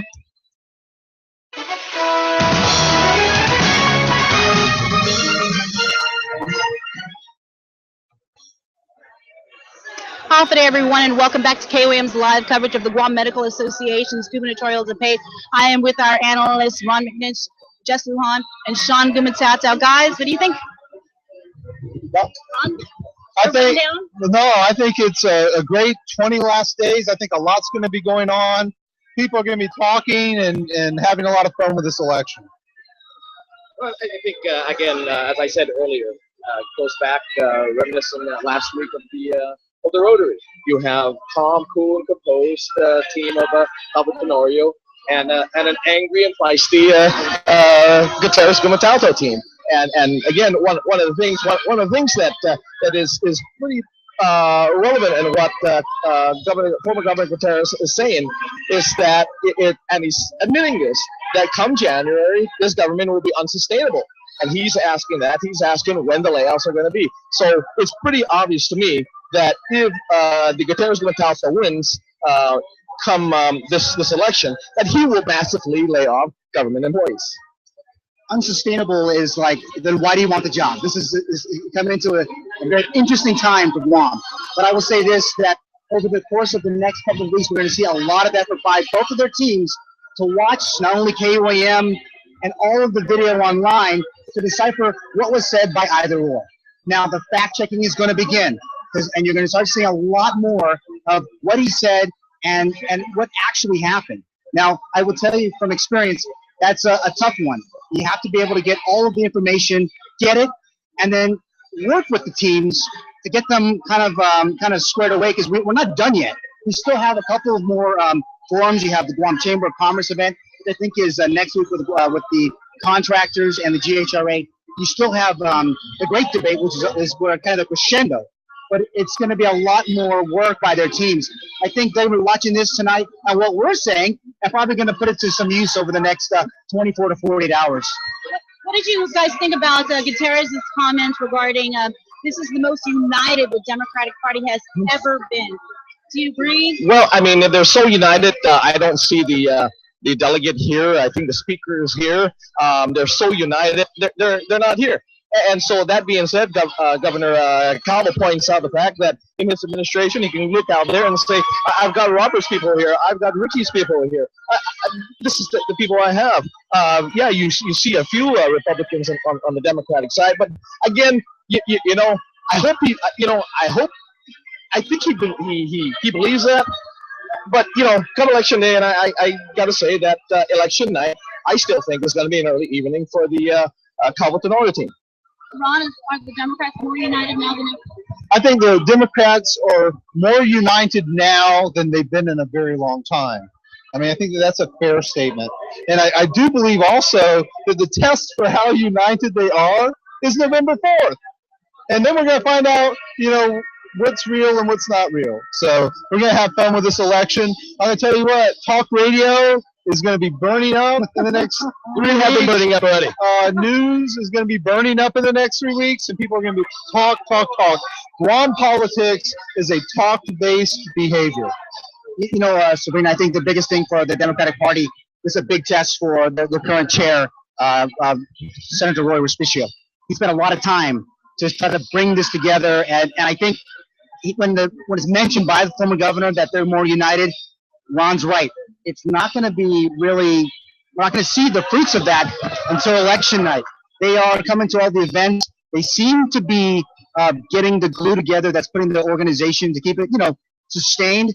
But we still got another 20-some days, and it's really much more to be told over the course of that time. And while the real poll is on November 4th, that's right. We've actually been asking our viewers online and our viewers at home to tell us what you thought about today's debate and who you thought did a better job. And we have the results from our live poll on KUAM, Facebook, and KUAM.com. And the results show that Calvo Tenorio took this debate by, I believe it was 72%, with Gutierrez Gumatalto 28%. What do you think? I don't care about polling for now, but I will tell you this, okay? Political earthquake, duck and cover, and we'll see whether it was just a drill or for real. Let's go ahead and go through some of the comments that we received from some of our viewers. Let me just pull it up really quickly. Wellbody 101 wrote that Calvo was a more eloquent speaker. Carl is coming off very angry. Gina Manaitai Cruz, she wrote, Gutierrez has a better look at the real picture of marijuana. She is ironic, wrote, this second round is definitely more intense.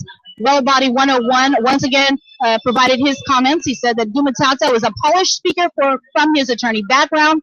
Red Body 101 also said that Gumatata has it right. Fire the corrections administrator. Linda Titan Outrageous, she commented that Gutierrez is thoughtfully explaining the issues, always with the people foremost in his mind. She is ironic also. I'm sorry, but I can't ever agree with the term gateway applied to marijuana. And Red Body 101 also said that the strongest debaters, Calvo, then Gary, then Ray, and finally Carl. Final comments, guys? Well, I think, Jesse, you're going to mention about the poll again. You had a point or two about it. Yeah, no, I actually, in regards to the polls, I think it's pretty accurate. I think if you did a poll, I think you'll probably come out with a 70-30% as well. Coming out to a gubernatorial over versus a Gutierrez Gumatata. One of the other comments in regards to Carl, and I said this, Carl. Seemed pretty angry. I would be angry too if I were Carl. If nobody wanted to run with me. And I was once governor. I was governor for 8 years, and couldn't raise the funds that I had when I was governor. So yeah, he's got comparables at this time when he was governor for 4 years and had the opportunity to have first string running mates. At this point, he had to go to the bottom of the barrel. He scraped the bottom of the barrel to have a running mate. So I would be angry as well. I think that we look at the poll right now is not a bad thing. But let's go back. Use history real quick. When Camacho and Moylan ran against Bob and Tom, if you remember, they were way behind going into the great debate, and they pulled up and then beat them by the largest margin ever. I think that it's not a safe thing to use all of their effort into the GMA debate. They have to go back. They have to prepare even more over the course of the next couple of weeks. If they take it for granted, there are going to be a lot more mistakes, and it could be a little bit different on election day. But tonight was the first time we got to see Gary Gumatata engaged, and Ray, which I thought was one of the highlights as well, and also kind of the first smidgen of what will be the policy priorities over the course of the next 4 years. All right. Well, thank you again. That Facebook poll we conducted online, that was 72 Calvo, 28 Gutierrez. And again, the real poll really is on November 4th. Thank you so much for watching KUAM's live coverage of the Guam Medical Association's gubernatorial debate. From all of us, let's see tomorrow. Yes, and from all of us from Team KUAM, thanks for watching.